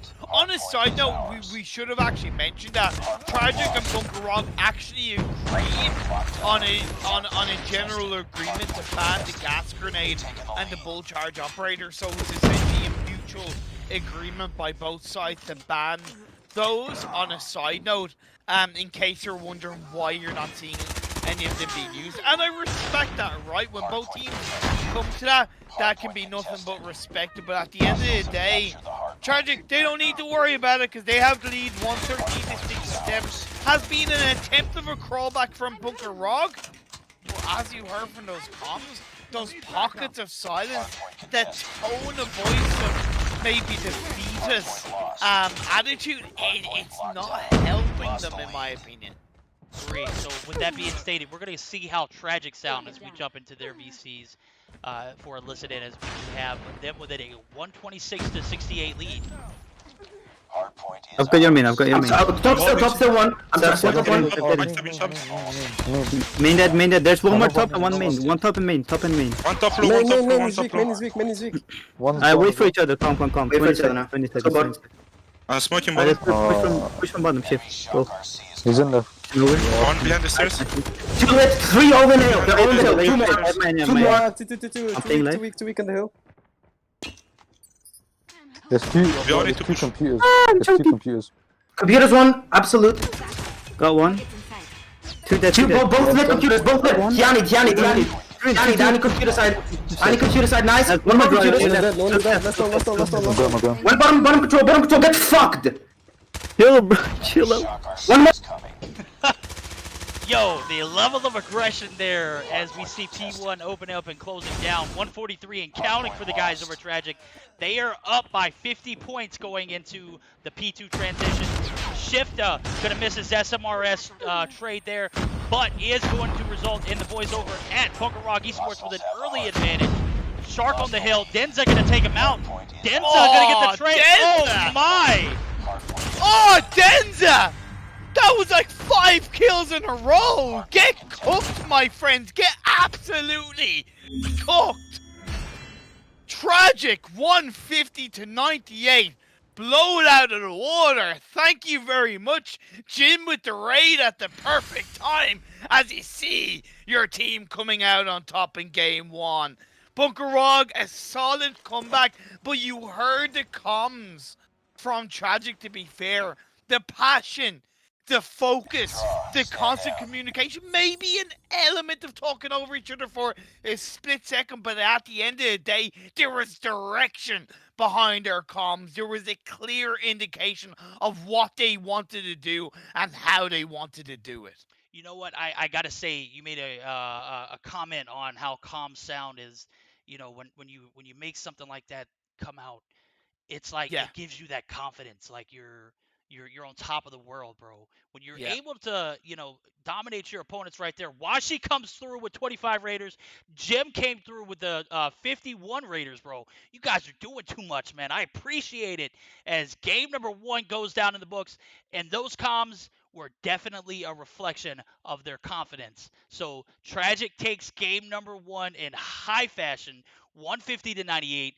I can't discount BK ROG eSports, though. Shark is still OP, in my opinion. Even though he only goes 19-20 in this first game, we saw Elevate drop the first game in their best of 5, and what happened? We'll see. Okay, game number 2, going to start up here shortly. We'll take a look at the scorecard. 23-18 for Sav, minute 18 on the hill, 4 seconds on the hill for Slayer. Doesn't matter, 23-18. You might need to take over because my doorbell just rang. That's the thing, because, it was the fact that the whole of BK ROG kind of low-key underperformed, to be fair. And, I do want to comment on the curse word that came out from Tragik, because as much as I'm like, yeah, okay, they don't necessarily mean to say that. It's a heat of the moment, but just that little phrase of, like, get effed, that is, like, just straight up passion, and that is motivation, right? That, that's like, drug to the veins level of motivation in my eyes. It's simple, straight point. It's like, yeah, go. And it's so important that that comes out at the right time, that is utilized in the right way. It doesn't have to be that exact phrase, of course. It can be a number of phrases, but just to pinpoint that moment, that phrase, I felt that. I genuinely felt that from Tragik, and it put a massive, massive smile on my face. Definitely did, as game number 1 goes down as Tragik takes the win, 150-98. And, man, I have to say, I don't necessarily agree with the choice of words, but I agree with the tone of voice. That tone of voice was that of confidence, and one that, when you're dominating in a matchup like that, bro, it's going to come out. So in the heat of the moment, with that kind of passion, I mean, I've heard a lot worse. I'll go ahead and say that. Guys, this is a family appropriate stream. Disregard that last call out, but bro, Tragik playing super well, even without Jim in the lineup in game number 1. They came together as a collective unit. They put on for Tragik. They made sure that even though Jim's not there, he's going to be super happy with the results. Exactly. Super happy with the results indeed. But we're moving into Search and Destroy verdict. It's Crossfire. New map, so to speak, in the competitive scene for me. Never casted it. I know you have a little bit of an idea, so please educate me a little bit. So Crossfire it's one of those huge maps. We're going to see a ton of snipers here, if not at least 2 per team, in my opinion. The map, the layout of it is the attacking side is going to be on the top of the hill, whereas the defending side is going to be on the bottom. They're going to make their way up, which, in my opinion, gives the attacking side a little bit of an advantage. But with that being stated, we saw it a little earlier on. The attacking side had the advantage in domination, where we would normally see the defending side have it. So with this new update, are we going to see these roles reversed? That is the question of the hour as we see the teams loading in. Game number 2, Search and Destroy. Wait. Do I defend the objective? They have the bomb. No, it just looks as similar to one of the other maps for a second. I was like, wait, this looks really similar to one of the other maps. No, I do know this map. What am I saying? Of course I know this map. I'm an absolute idiot. I do know this map. Anissa coming through with the 5 gifted. I see you, Anissa. I appreciate it. Tragik gets an early advantage as they take down Shark, bro. We're going to see Marvel with sniper in hand as well as Dark Wizard Tilt. 2 snipers for them. Slayer going to be a sniper. Drari's going to go down to Dark Wizard as Dark Wizard picks up his first. And the frag that ties it up. Denza going to go ahead and take down Marvel too. So we're going to have a 4-3 scenario in which the guys over at Bunker ROG eSports don't have the bomb. They are actually going to lose Jazz too, so this attack side is just starting to fall apart for them.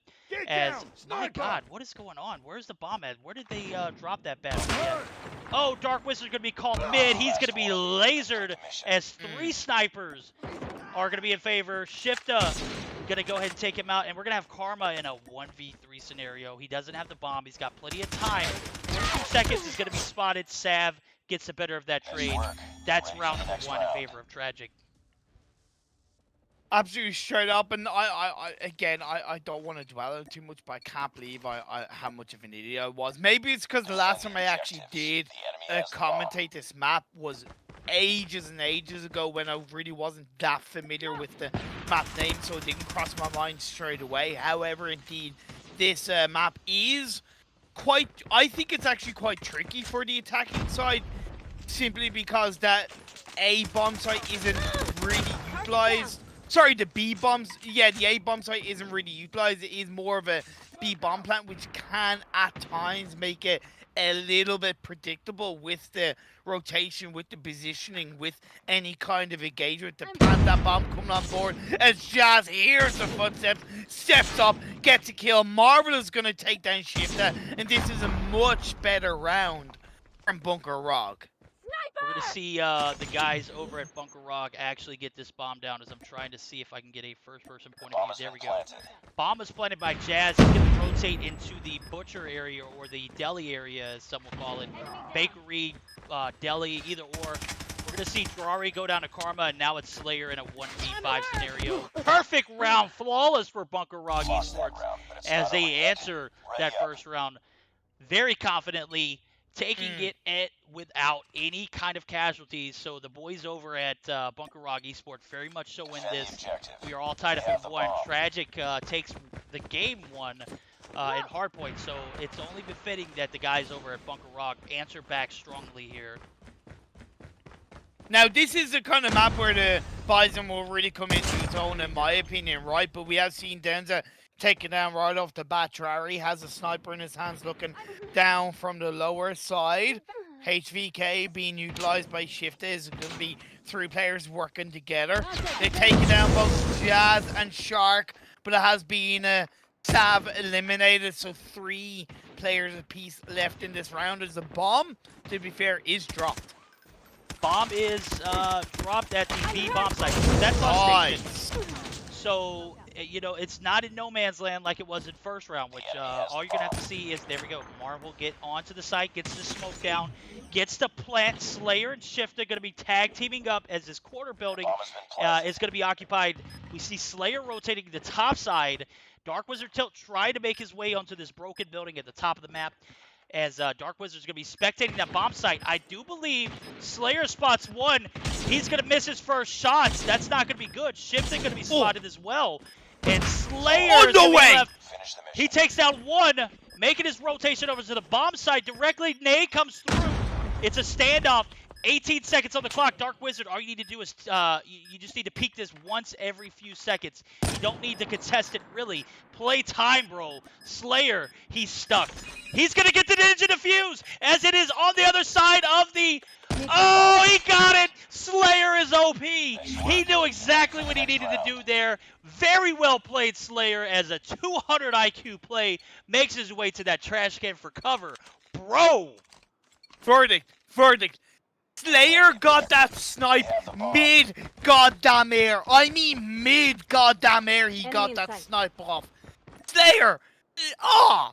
God, one of the best plays I've seen so far, and indeed that Phantom kind of bomb defusal on point. I get why he was trying to play for the time, but he made the move, he made the call, and Slayer ended up coming out on top. 2-1 in the favor of Tragik. Is this going to be, I wouldn't say the turnaround, but is this going to be the tipping point for Tragik to continue to shut down Bunker ROG? You know what? As much as I want to say yes, I can't say it. Marvel, Yeah, Dark okay, Wizard, fair enough, all fair enough. sniping. The likes of Jazz, who is going to go ahead and get this bomb plant down. Ferrari goes down early. Tragik with a bit of an Okay, advantage fair here enough. in the attack or defending side, Yeah. as we do see that bomb planted. I feel like that bomb plant is perfect now for Dark Wizard It is. to, have a bit of a defense on that top side of the second story of the building. Last round, it was planted like on the side where you could easily contain yourself on that trash can. And wow, bro, I'm still, even though Bunker Rock answered back quickly, Slayer. I know. Definitely. Bowing But down Bunker to ROG, you, bro. indeed. The GOAT. Indeed, Bunker ROG answering quickly, I think that's really important for Bunker ROG to have done that. And they didn't just win the round. To be fair, they dominated that round across the board, but Shark is going to get the first kill of this current round, taking down Sav, giving that body advantage over to the players from Bunker ROG, maybe giving him a little bit more confidence to go for that bomb plant. Indeed, that's going to be the case. Jazz is going to lay it all on the line. 2 more players taken down, just Ferrari and Slayer left standing. You know what? With Slayer still being alive, I still find that as a threat. Oh my god, the movement on point from Slayer as he is one shot. He retreats back into Delhi, takes another shot on the Jazz. Jazz going to push up aggressively. He might pay the price for pushing up, but, regardless of how this pans out, the guys over at, there we go, Bunker ROG eSports, answering back for 2 straight rounds in a row. They are very much showing this. Tragik, 2 rounds on the defense could be a sign if the balance for this destroy game mode. If the attack has the advantage here, they might be in a good standing. Exactly. That's the thing. We switch sides, and now what are Tragik going to do at the attacking side? How are they going to play around those sniper position? Shifter has a bomb in his hands, pushing forward around that bomb side. I really like that rotation from Shifter, not directly going to the bomb site, but playing around the side of it in towards the building, making sure he has cover from his teammates. However, with Denza going out, that disadvantage body-wise could make it harder to not only execute a bomb plant, but even defend it. We are going to see Denza go down early, and Shark actually almost got traded as well, but he retreated back as Shifter tried to get the bomb down. He did not see what he liked. He did not like what he saw, as bomb is still yet to be planted. They got plenty of time now with 2 minutes on the timer at the start. It is definitely going to make for playing time a lot better, as we do see shots from Drari. We see shots from other players. Game number 2 looking a lot like Bunker ROG eSports is still very much showing this thing. Jazz going to be on the other side of this bus station building on the bottom side of the staircase. Drari trying to make sense of things. Is he going to be able to get the trade? Is he going to push out aggressively, or will he just play a little bit more time here? It's 30 seconds left. We've seen 30 seconds without any kind of push result in Shifter actually going down to Karma, who had perfect positioning. Shark going to get the trade onto Drari as Sav takes down Jazz. Karma takes down Slayer. It's a 1v4. Bomb still yet to be planted. 15 seconds. 1v4, not looking good for Sav here.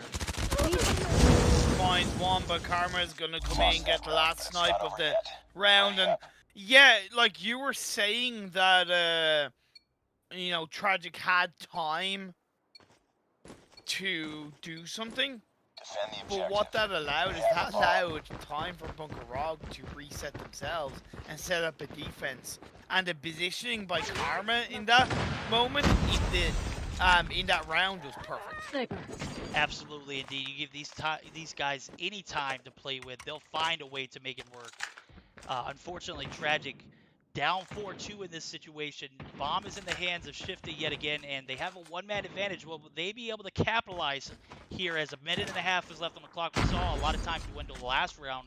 It did not pay out. They need to come up with a better strategy on this attacking side, as they could have made a attempt for that bomb plant a little earlier on if Shifta would have committed to it. Unfortunately, it just didn't pan out. He's actually going to be in this corner building, and we're going to see Slayer go down to the likes of Marvel, so it's an even matchup, 4v4, and we've seen the same thing pan out as we did last round. They're going to wait for this time to expire, and my guys, it's not looking good for Tragik as Shifta in corner building. He's going to wait for one to pop out in Karma. Are we seeing history repeat itself? We could be indeed. Man, okay. Bunker ROG. You have the point advantage. You have the body advantage. You have the control. Bombs yet to be planted from the side of Tragik. Shifter still does have it in his hands, so that is something to play with.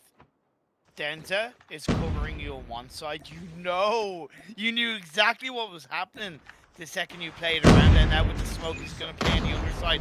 Gotta say, Shifter's movement there was perfect. I know he's gone down, but honestly, couldn't ask for a better try by Shifter. This is a tough one. Karma going to get Denza Sav, even with the time allotted. Not going to be able to do much with it. Now we're going to see the guys over at BK ROG eSports on match point as the boys at Bunker have a 5-2 advantage going into this 8th round, and they have just played this search and destroy defense much better than the boys over at Tragik is. Guys, I'm not sure what's happening over here for Tragik. It's like they have a strategy, but they just can't, they can't come through with it as, Marvel takes down Shifta. Sav gonna rotate on the backside of this middle building. B-Dom site. Sav goes down. Drari gets the trade on Jazz, but it's a 2v4. Drari gonna be taken down, and now Slayer in a 1v4. This is tough to watch. Enemy down. Slayer very much so in this. Takes down one with the Garambit. He's gonna go ahead and pull out the sniper combo. He's got a 1v3. Much more manageable than a 1v4. He's going to wait for Shark to push out. Shark's not going to do it. Well disciplined from Shark, as he knows the situation is a 1v3. He doesn't need to push out. So Dark Wizard Tilt, Marvel, and Shark going to be playing Slayer. They just need to play time, dude. You don't need to... Shark. You might get popped off here as Slayer spotted you. But Slayer... Slayer! Slayer! Looks for one. He's gonna look for another. So good by Slayer. His movement, his repositioning, his constant playing around, it's been so good, like a wriggly worm crawling through the earth and through this map. Slayer's looking to try and find his way in, but Dark Wizard Tilt shuts him down, and it is going to be game number 2. Over to Bunker ROG.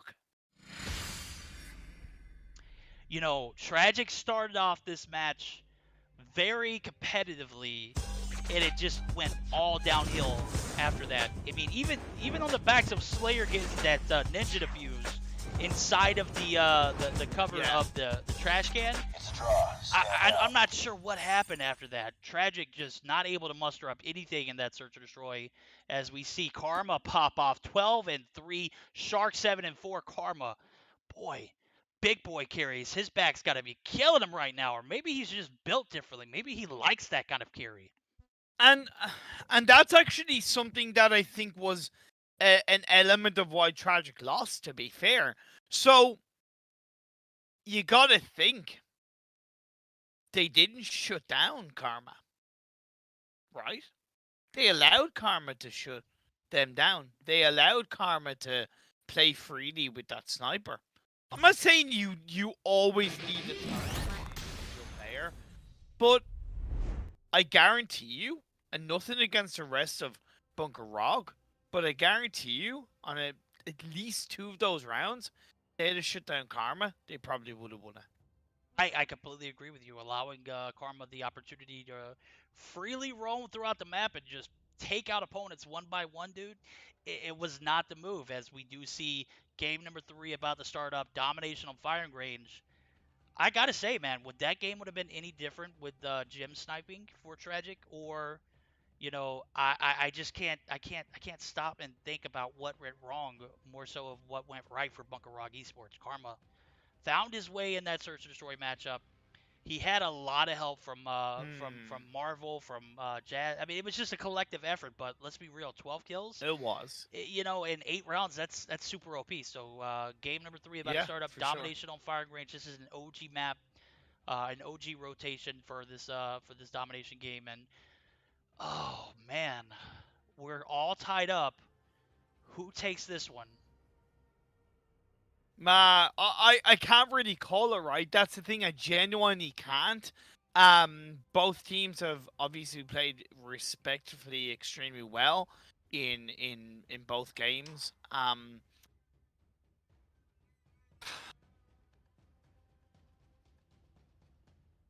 No, I can't call it. I can't call it at all. I know the fact that it's domination firing range. It's a map that both these teams will know, like, you know, like the back of their hands, so to speak. I would kind of have to initially give it to Tragik, just simply because they won the first hardpoint and it's an objective game. But hardpoint Summit as a map is played overall extremely different to Fire Ring. That in itself, that difference, it's open for the taking between both sides. It is, as we do see game number 3 start up. Firing range domination. This is going to be a short one, as you know, the points are only at 150, 75 per round. Going to expect a ton of action as the gentleman's agreement continues on. No gas grenades, no full charges. We're going to see pure gameplay as the boys over at BK ROG eSports get a few trades resulting in trailer control. Dark Wizard going to be top 10. Shark going to be in trailer with Marvel. They're going to go ahead and take an early advantage here, as they're not going to make any traction on B, but will be able to maintain that map control. C is going to be pushed by Tragik.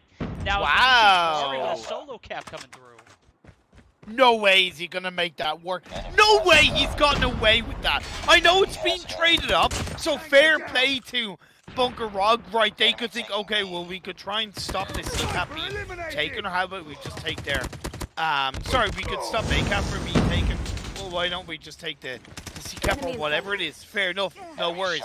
All good and good, but at the end of the day, it's even things out, and the players from BK ROG have been able to at least capture half of that B-cap coming on through. The A-cap is looking to be taken. Dark Wizard Tilt coming on board, trying to fire it up. The players from Tragik are capturing the A site. That's good. That's good. That's good. They technically have a double cap, but C is taken by BK ROG. It seems like both teams are kind of a little bit more focused on each other's A and C cap than the actual B cap. That's right, we are going to see this B-cap come through for the likes of BK ROG eSports. They collectively push on the B-cap. 3 players collectively get it. They got it very quickly now, and the advantage is in the hands of them, as we do see the likes of Shark popping off. He pulls out his Annihilator, misses one. Smokes come through for Tragik. Slayer gets taken down. Oh my. Denza, half health. Jazz going to go ahead and get that clear, as bottom wood is going to be occupied. Oh, Sav going to live to see another day. Yes. What was that, man? That was tough. As we see the Annihilator, just not as OP as it used to be. We are going to see, oh boy, Marvel toxicity coming through with the lovely by Karma. 50. Oh boy. Yeah, but Karma doing a great job being on top of that tower overlooking B, captured 2 kills and then stopped that B cap from coming on through. It's a near triple cap being utilized and executed by the BK ROG players. They have a 10+ point lead, but you can see Tragik are not giving up. They're crawling, they're dodging, they're ducking, they're dipping and diving their way through these caps, but they've yet to get that double cap really. They've yet to somewhat solidify their comeback in this game, as it is slowly that gap is increasing. That is right. We do see a B push, B denied. Dark Wizard Tilt being inside the tower is going to result in a massive difference, as Tragik not going to be able to get this B cap. As a matter of fact, it's going to be cleared, as we do see Dark Wizard Tilt continue on with the HVK. This is a position that I have to point out. Dark Wizard Tilt popped off a few matches or a few days back with the HVK, and it was on a summit map for domination. Yeah. It was because he found himself in a position, the tower outside of the B dom site, which resulted in him just getting a massive amount of kills and getting uncontested, because all he was doing was up there spraying. Dude, you can't take out Dark Wizard at the tower.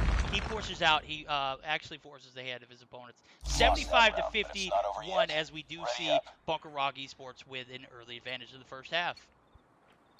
It's still close. It's still close. It's only 24 points. Yeah, okay, it's the first to 150, so, you know, that threshold of kind of coming back into it is definitely lowered.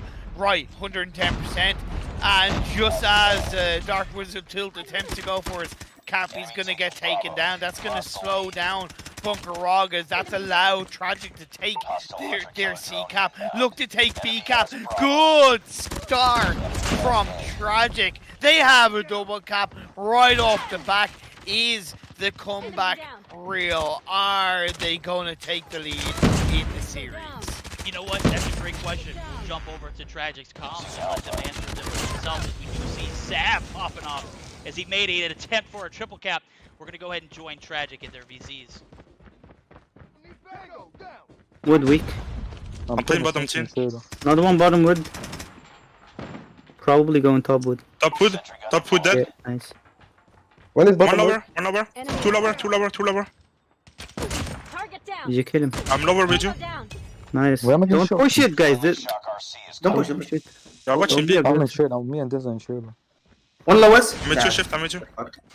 We going trailer now. Going Let's trailer, make it Denzel. switch, Yeah, two shader, Denzel. Two.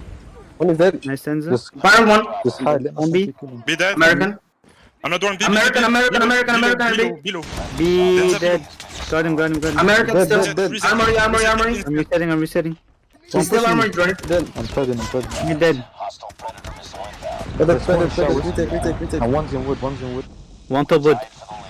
Enemy Shock RC. One lower. One wood. One is dead. One wood.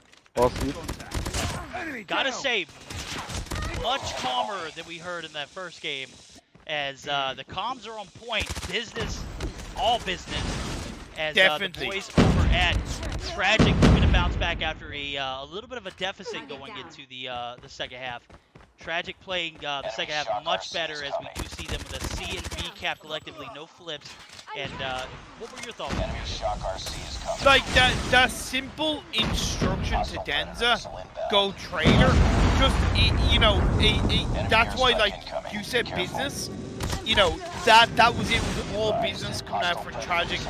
But I also wonder, how the hell was Denza allowed to get away with being in trailer for so long before he eventually got shut down? It was a massive amount of time he was in there, getting kill after kill, let's be fair, but he was in no way, shape or form shot down.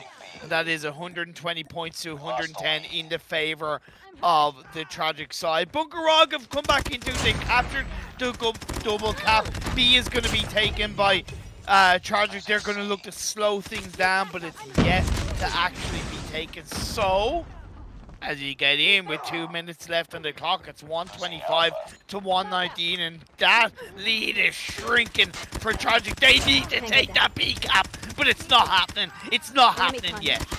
Let's jump in the comms for BK ROG eSports, as they found a little bit of a double cap now, but is traded. So we're going to hear from them in this VC listening. Hello, yes. Bottom team. Team. Bottom Bottom. team. Oh, that smoke was bad, bro. Losing A. I spawn A. Two bottom. Yes, I need to put my...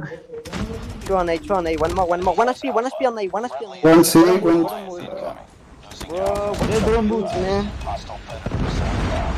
Friendly XS-1 On me, Goliath going. is landing. Enemy Shock RC is coming. Nah, we lose. Hostile hunter killer. No. we don't lose. Bro, that's tough, man. Game number 3 goes down in favor of Tragik.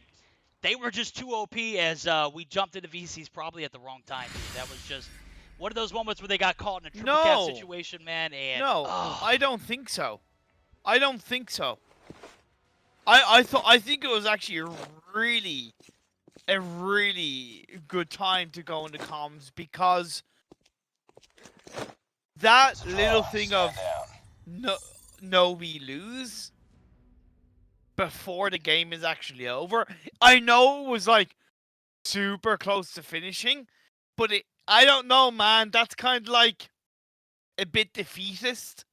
It might not mean anything, you know, within itself.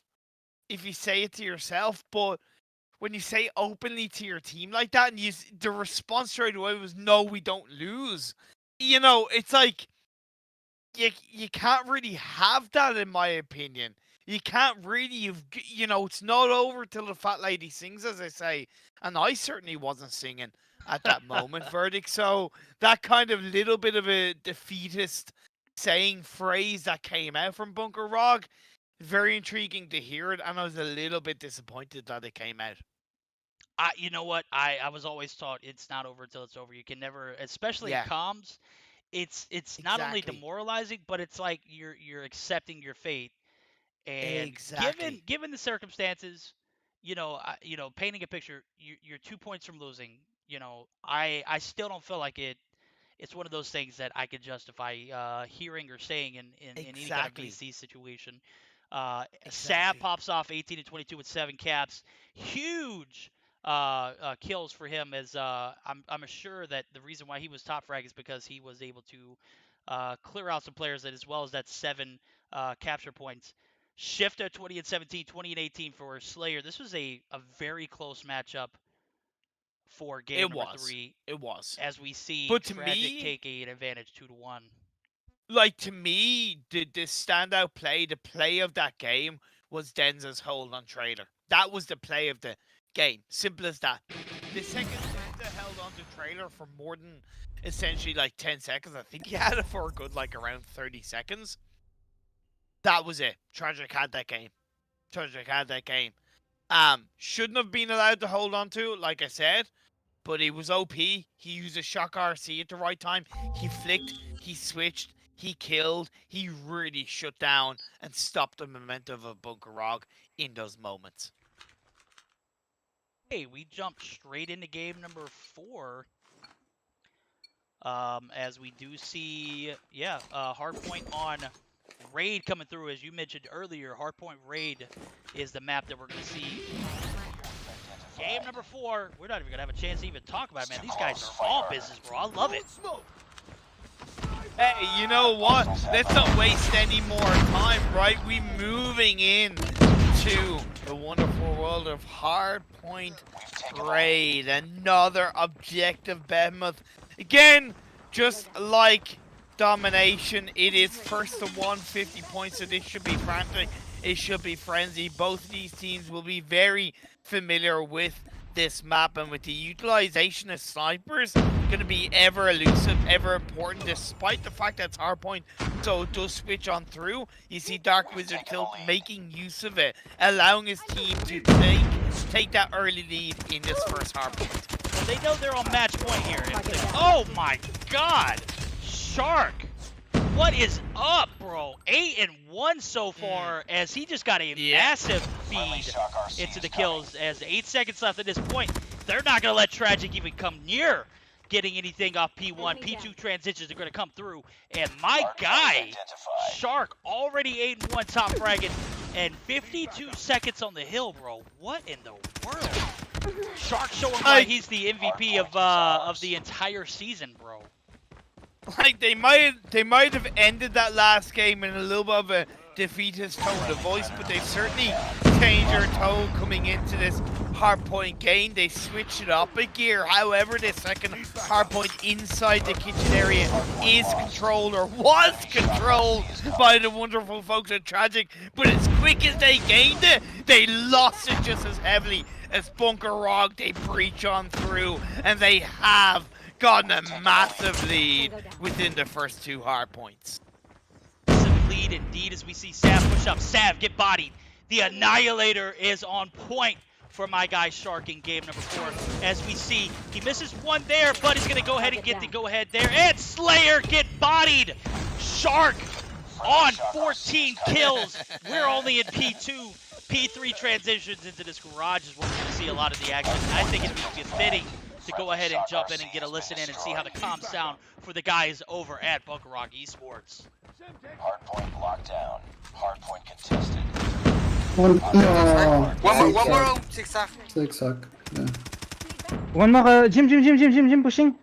Jim dead. One more, Jim. Pull from pull. Yeah, one more, Jim.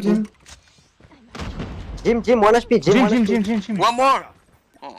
Dead, dead, dead, dead, dead. It's fine. Okay, let's go.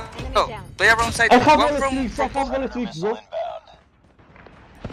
Two right, two Jim, right. Jim, behind you, from Jim. pool, guys, from pool. Nice. One more, Jim. One more. Prepare to go next, guys. Pull. One. Nice. Go next. Two zigzag. I'm gonna use my annihilator here, Marble. Okay? Two zigzag. Come with me to top. Two, swim it. Two kitchen. I go top laundry for backstab kitchen. I got full. Annihilator kitchen. Day three. Bro, what did Tragik do to Bunker ROG eSports, bro? It looks like the kid that was bullied is stepping up and just annihilating the bully now. 137 to 25. Will they even break 50 points here as P4 opens up a nice break for P3 came through for the guys over at Bunker ROG eSports. The momentum has shifted and we might see a game 5 here. I think glow up from Bunker ROG, just like I had a haircut and a beard trim. They're like a new person, they're like new people, they're like a new team in this game number 4. You heard that, Focus. You heard the instructions coming out. 137 to 45. Tragik has no answer. Bro, 23 and 10. Shark going with your badass. We got a Predator missile and a Shock RC as we do see P number 4 wrap up. P5 is where we're going to see a lot of this action. And Bunker ROG eSports only 13 points away. We're going to see Tragik see if they can bounce back. This is going to be an opportunity for us to drop straight into their BC, so we won't even have a chance to even sit back and enjoy the gameplay. We're going to go ahead and jump in and listen to Tragik. RPGs, we have RPGs for this. I'm just waiting for steps. Go. I hit the RP,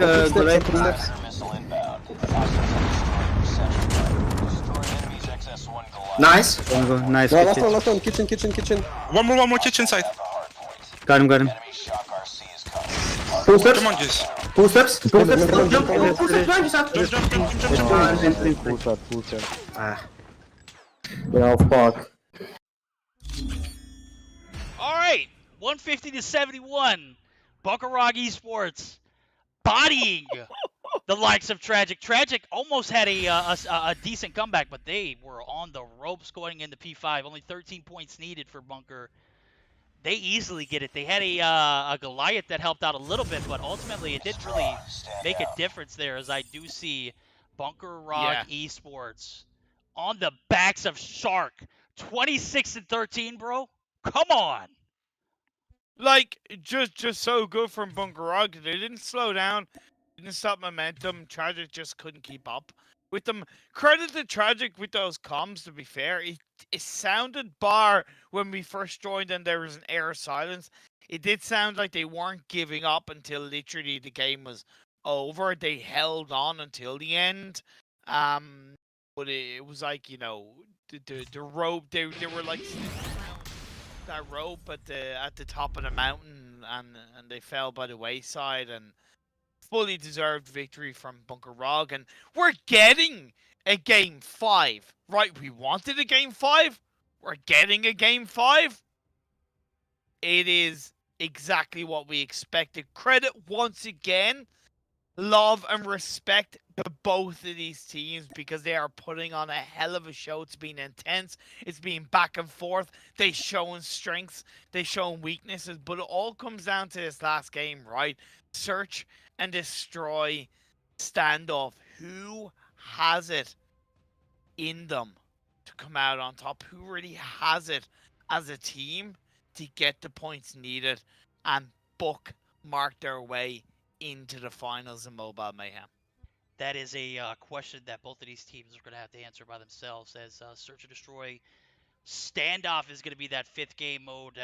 Bro, this is for all the marbles moving to the finals, bro. If you don't, you're going to find yourself in a bronze matchup on Tuesday. So Tragik going to opt to keep their lineup. They're not going to see Jim come through, as I do believe Jim might be making his transition to iPad, so we might not see Jim at all for the remainder of Mobile Mayhem season.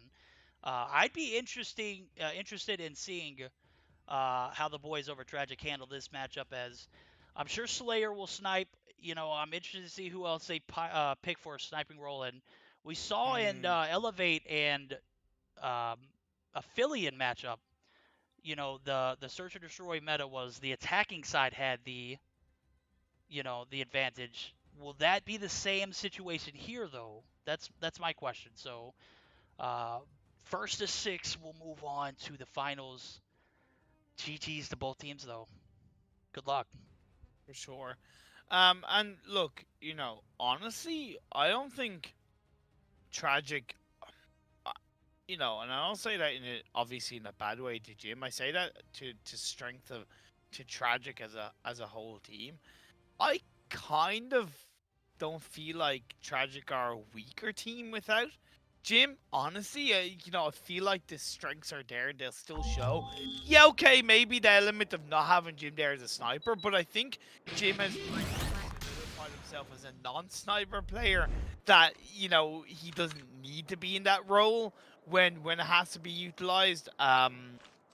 So yeah, coming into this last game, Tragik, there may be no Jim, but they can encompass the power of Jim and really, you know, bench their way into the finals and press on forward against the one and only Bunker ROG. We're going to see Bunker ROG actually take first blood as Denza goes down. Karma going to be on the inside of what looks like, oh, I can't get a first person view. There we go. Got it right here.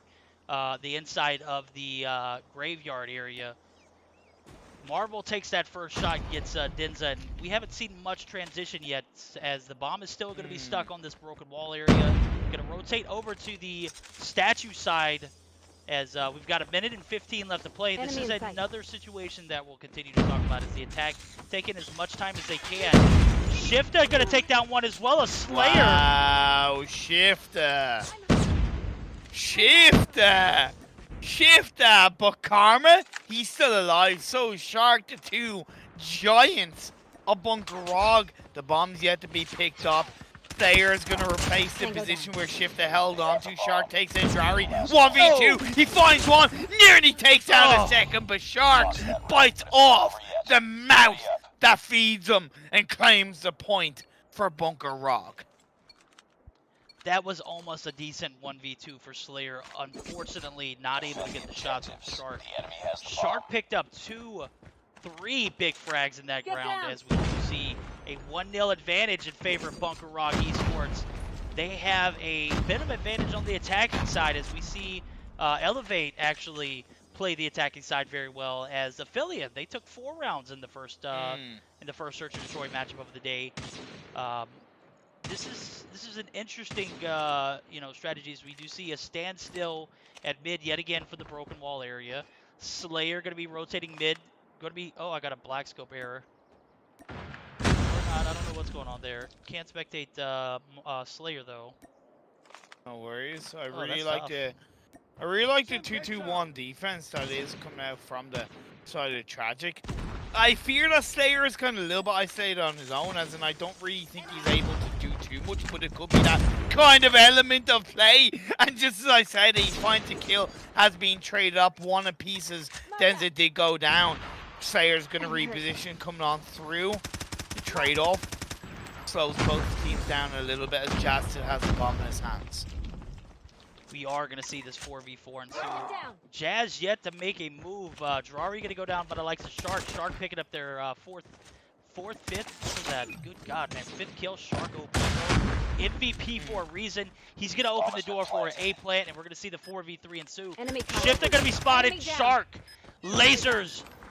Shifter, and now Sav going to be left in a 1v4. Tough days for Sav, as he has found himself in a very precarious position. He takes down one. Rotates to the statue side, but is spotted by Dark Wizard Tilt. That's going to be a second straight round in favor of the guys at Bunker ROG eSports. Man, phenomenal round from Bunker ROG. Super impressed with how they're playing in search and destroy. They're fluid, they're dynamic, they're moving. They've been able to pick off those kills. Again, good stuff from Slayer, but when you have Shark on a roll, on a run, followed by the support of Karma, Dark Wizard, Tilt, Jazz, and Marvel. Just like elevate their force to be reckoned with, but can they continue it on in this third round? But go ahead and point something out, something a little different that we haven't seen in the first two Yeah. rounds. That's going to be the fact that Shark picks the bomb up instead of Jazz. I know that doesn't make much of a difference, Fair. but with the way that Jazz's approach has been to the bomb site, could be the difference in getting this bomb down. Shark, one of the aggressors in this Bunker ROG eSports team, as Jazz takes down one, so I guess he could be an aggressor too. 4v2 now as Karma takes down Sav. Drari, Denza, you're going to be left on your own. Shark pushing in. Oh my god. That is going to be a 1v4 scenario as the bomb is going to go down by Shark. That is going to put 44 seconds on the clock. And my, what another situation of 1v4. Denza takes down Dark Wizard. Tilt. Denza going to be taken out by Shark with the SMRS. Lost that round, but it's not over I yet. tell you what, Ready up. I don't often say this as the defending side, but I kind of feel like Tragik should be doing this. You need to be more aggressive. I reckon somewhat as a 5 or 4-man team, you need to push in on one core direction and shut down Bunker ROG. I feel like they're giving just a little bit too much freedom for Bunker ROG to position themselves and to end up seeing Tragik getting picked off. So maybe a little bit more aggression might work out for Tragik. We're going to see Drari get a first kill, a first blood of the round as Marvel goes down. So that's something a little different here.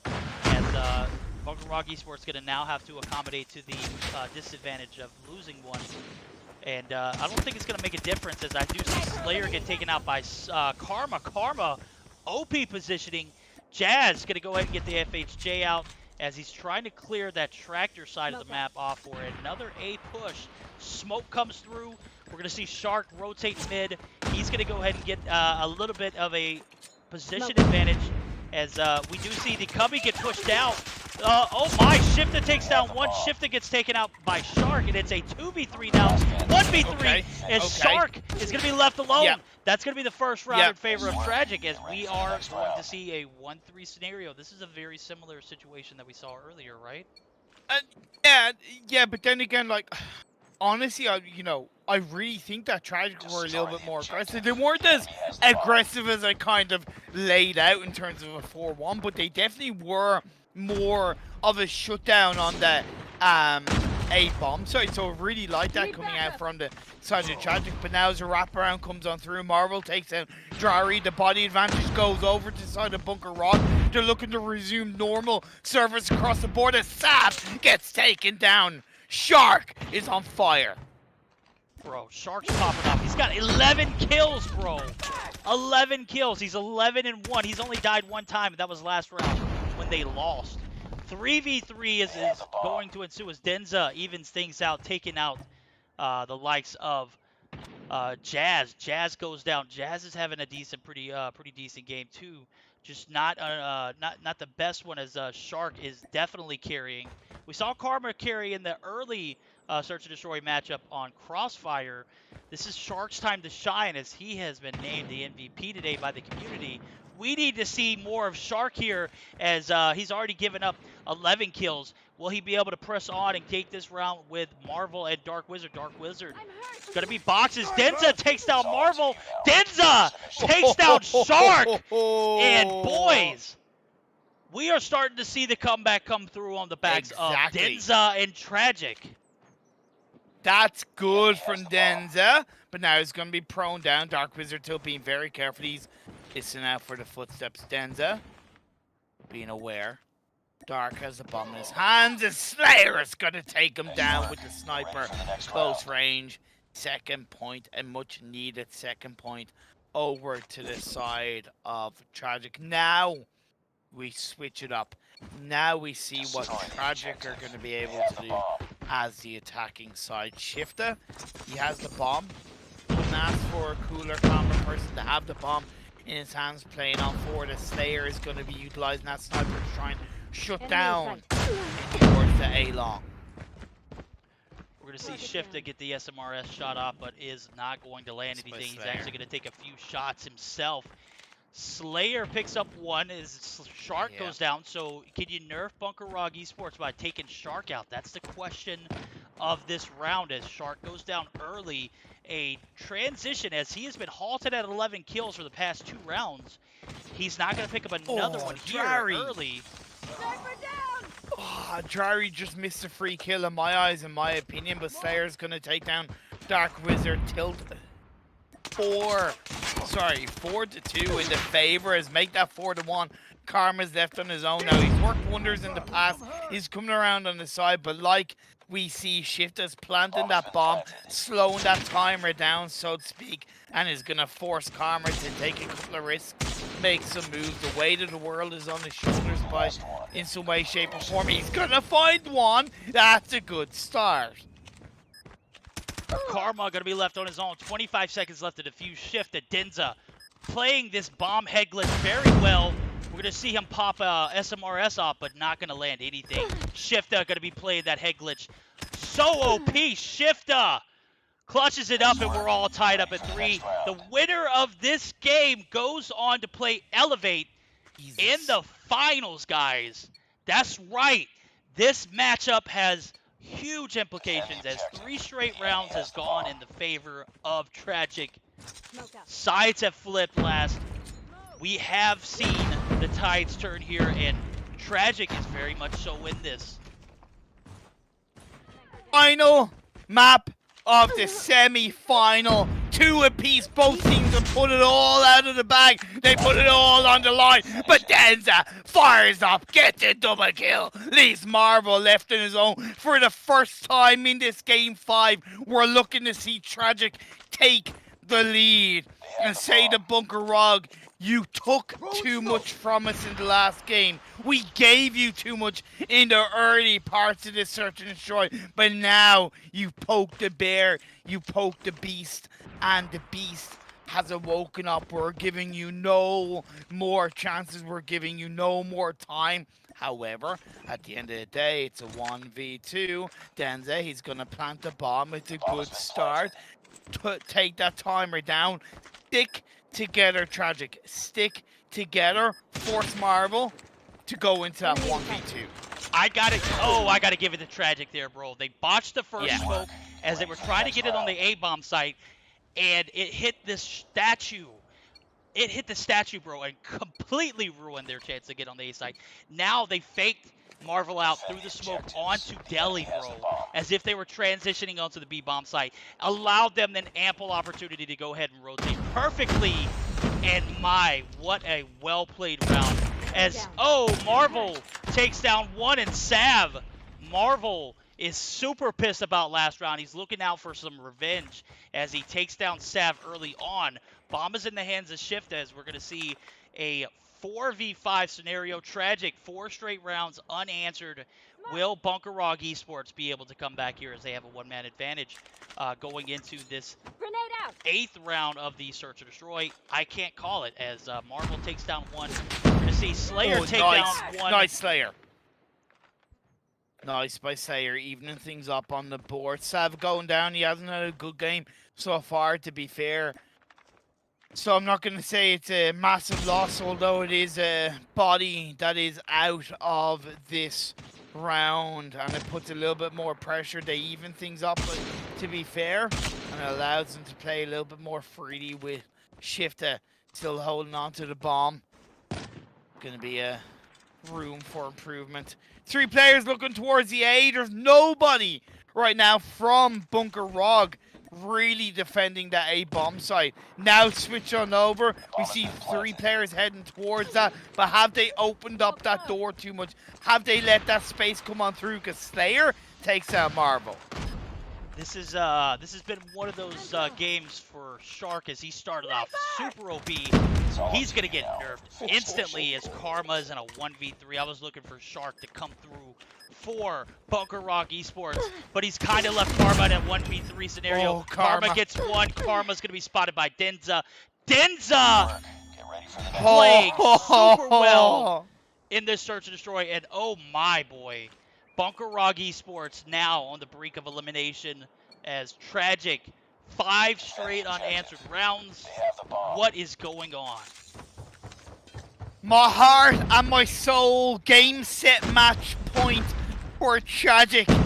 They qualified straight into the semi-finals. They didn't have to go through the quarters. But Bunker ROG, they've had a hell of a run. They've had a hell of a journey throughout the season. They started out as Bunker ROG Black, Bunker ROG White. They came together as one force, as one unit, and they showed up this season, and they've gotten this far. But can they go further? Can they overtake the Titans of Tragik? And can they crawl their way back in? They have to win this round. They have to stop Tragik from planting that bomb.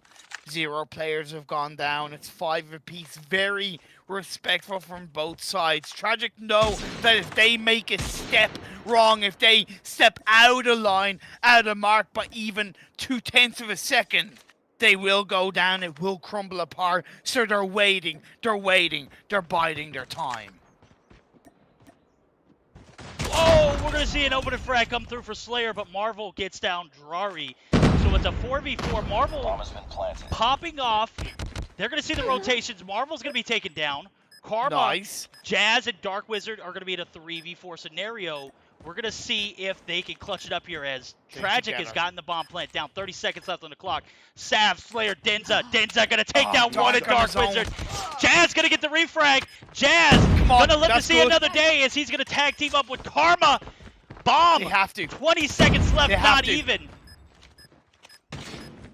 But they don't know that there's a player around the corner behind them. They're getting stabbed in the back. Jazz is left on his own. You didn't check your corners, Karma, and you're going to pay the price.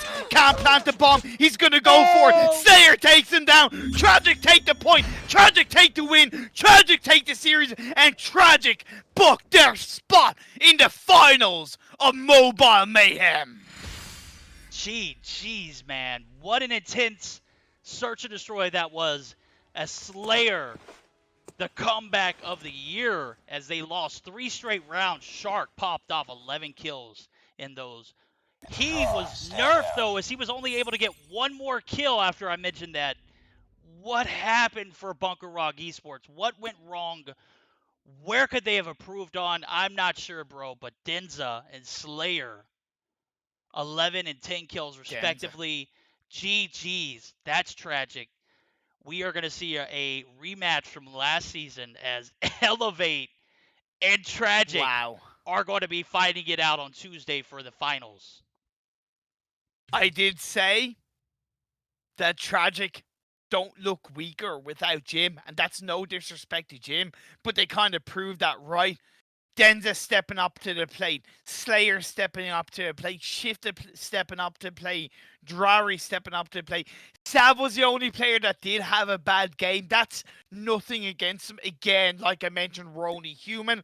It's the case, but the rest of the team really followed suit. You ask, where did Bunker ROG go wrong?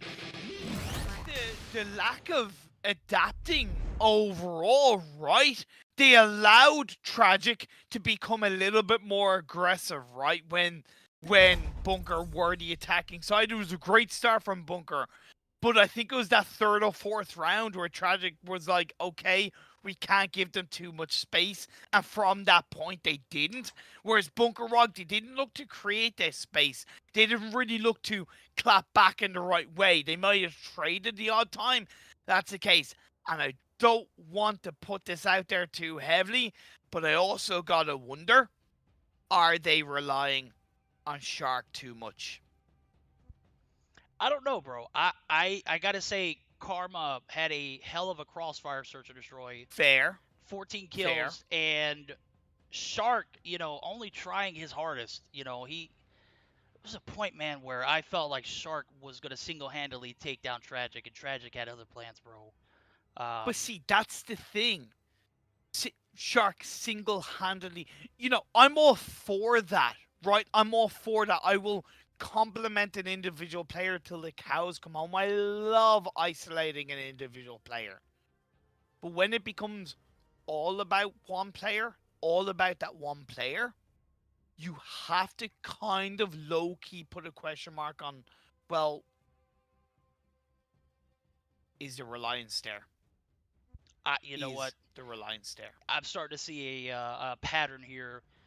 The search and destroy for the guys over at Bunker ROG eSports resulted in Karma carrying 14 kills. I don't think anybody else had anywhere near double digits.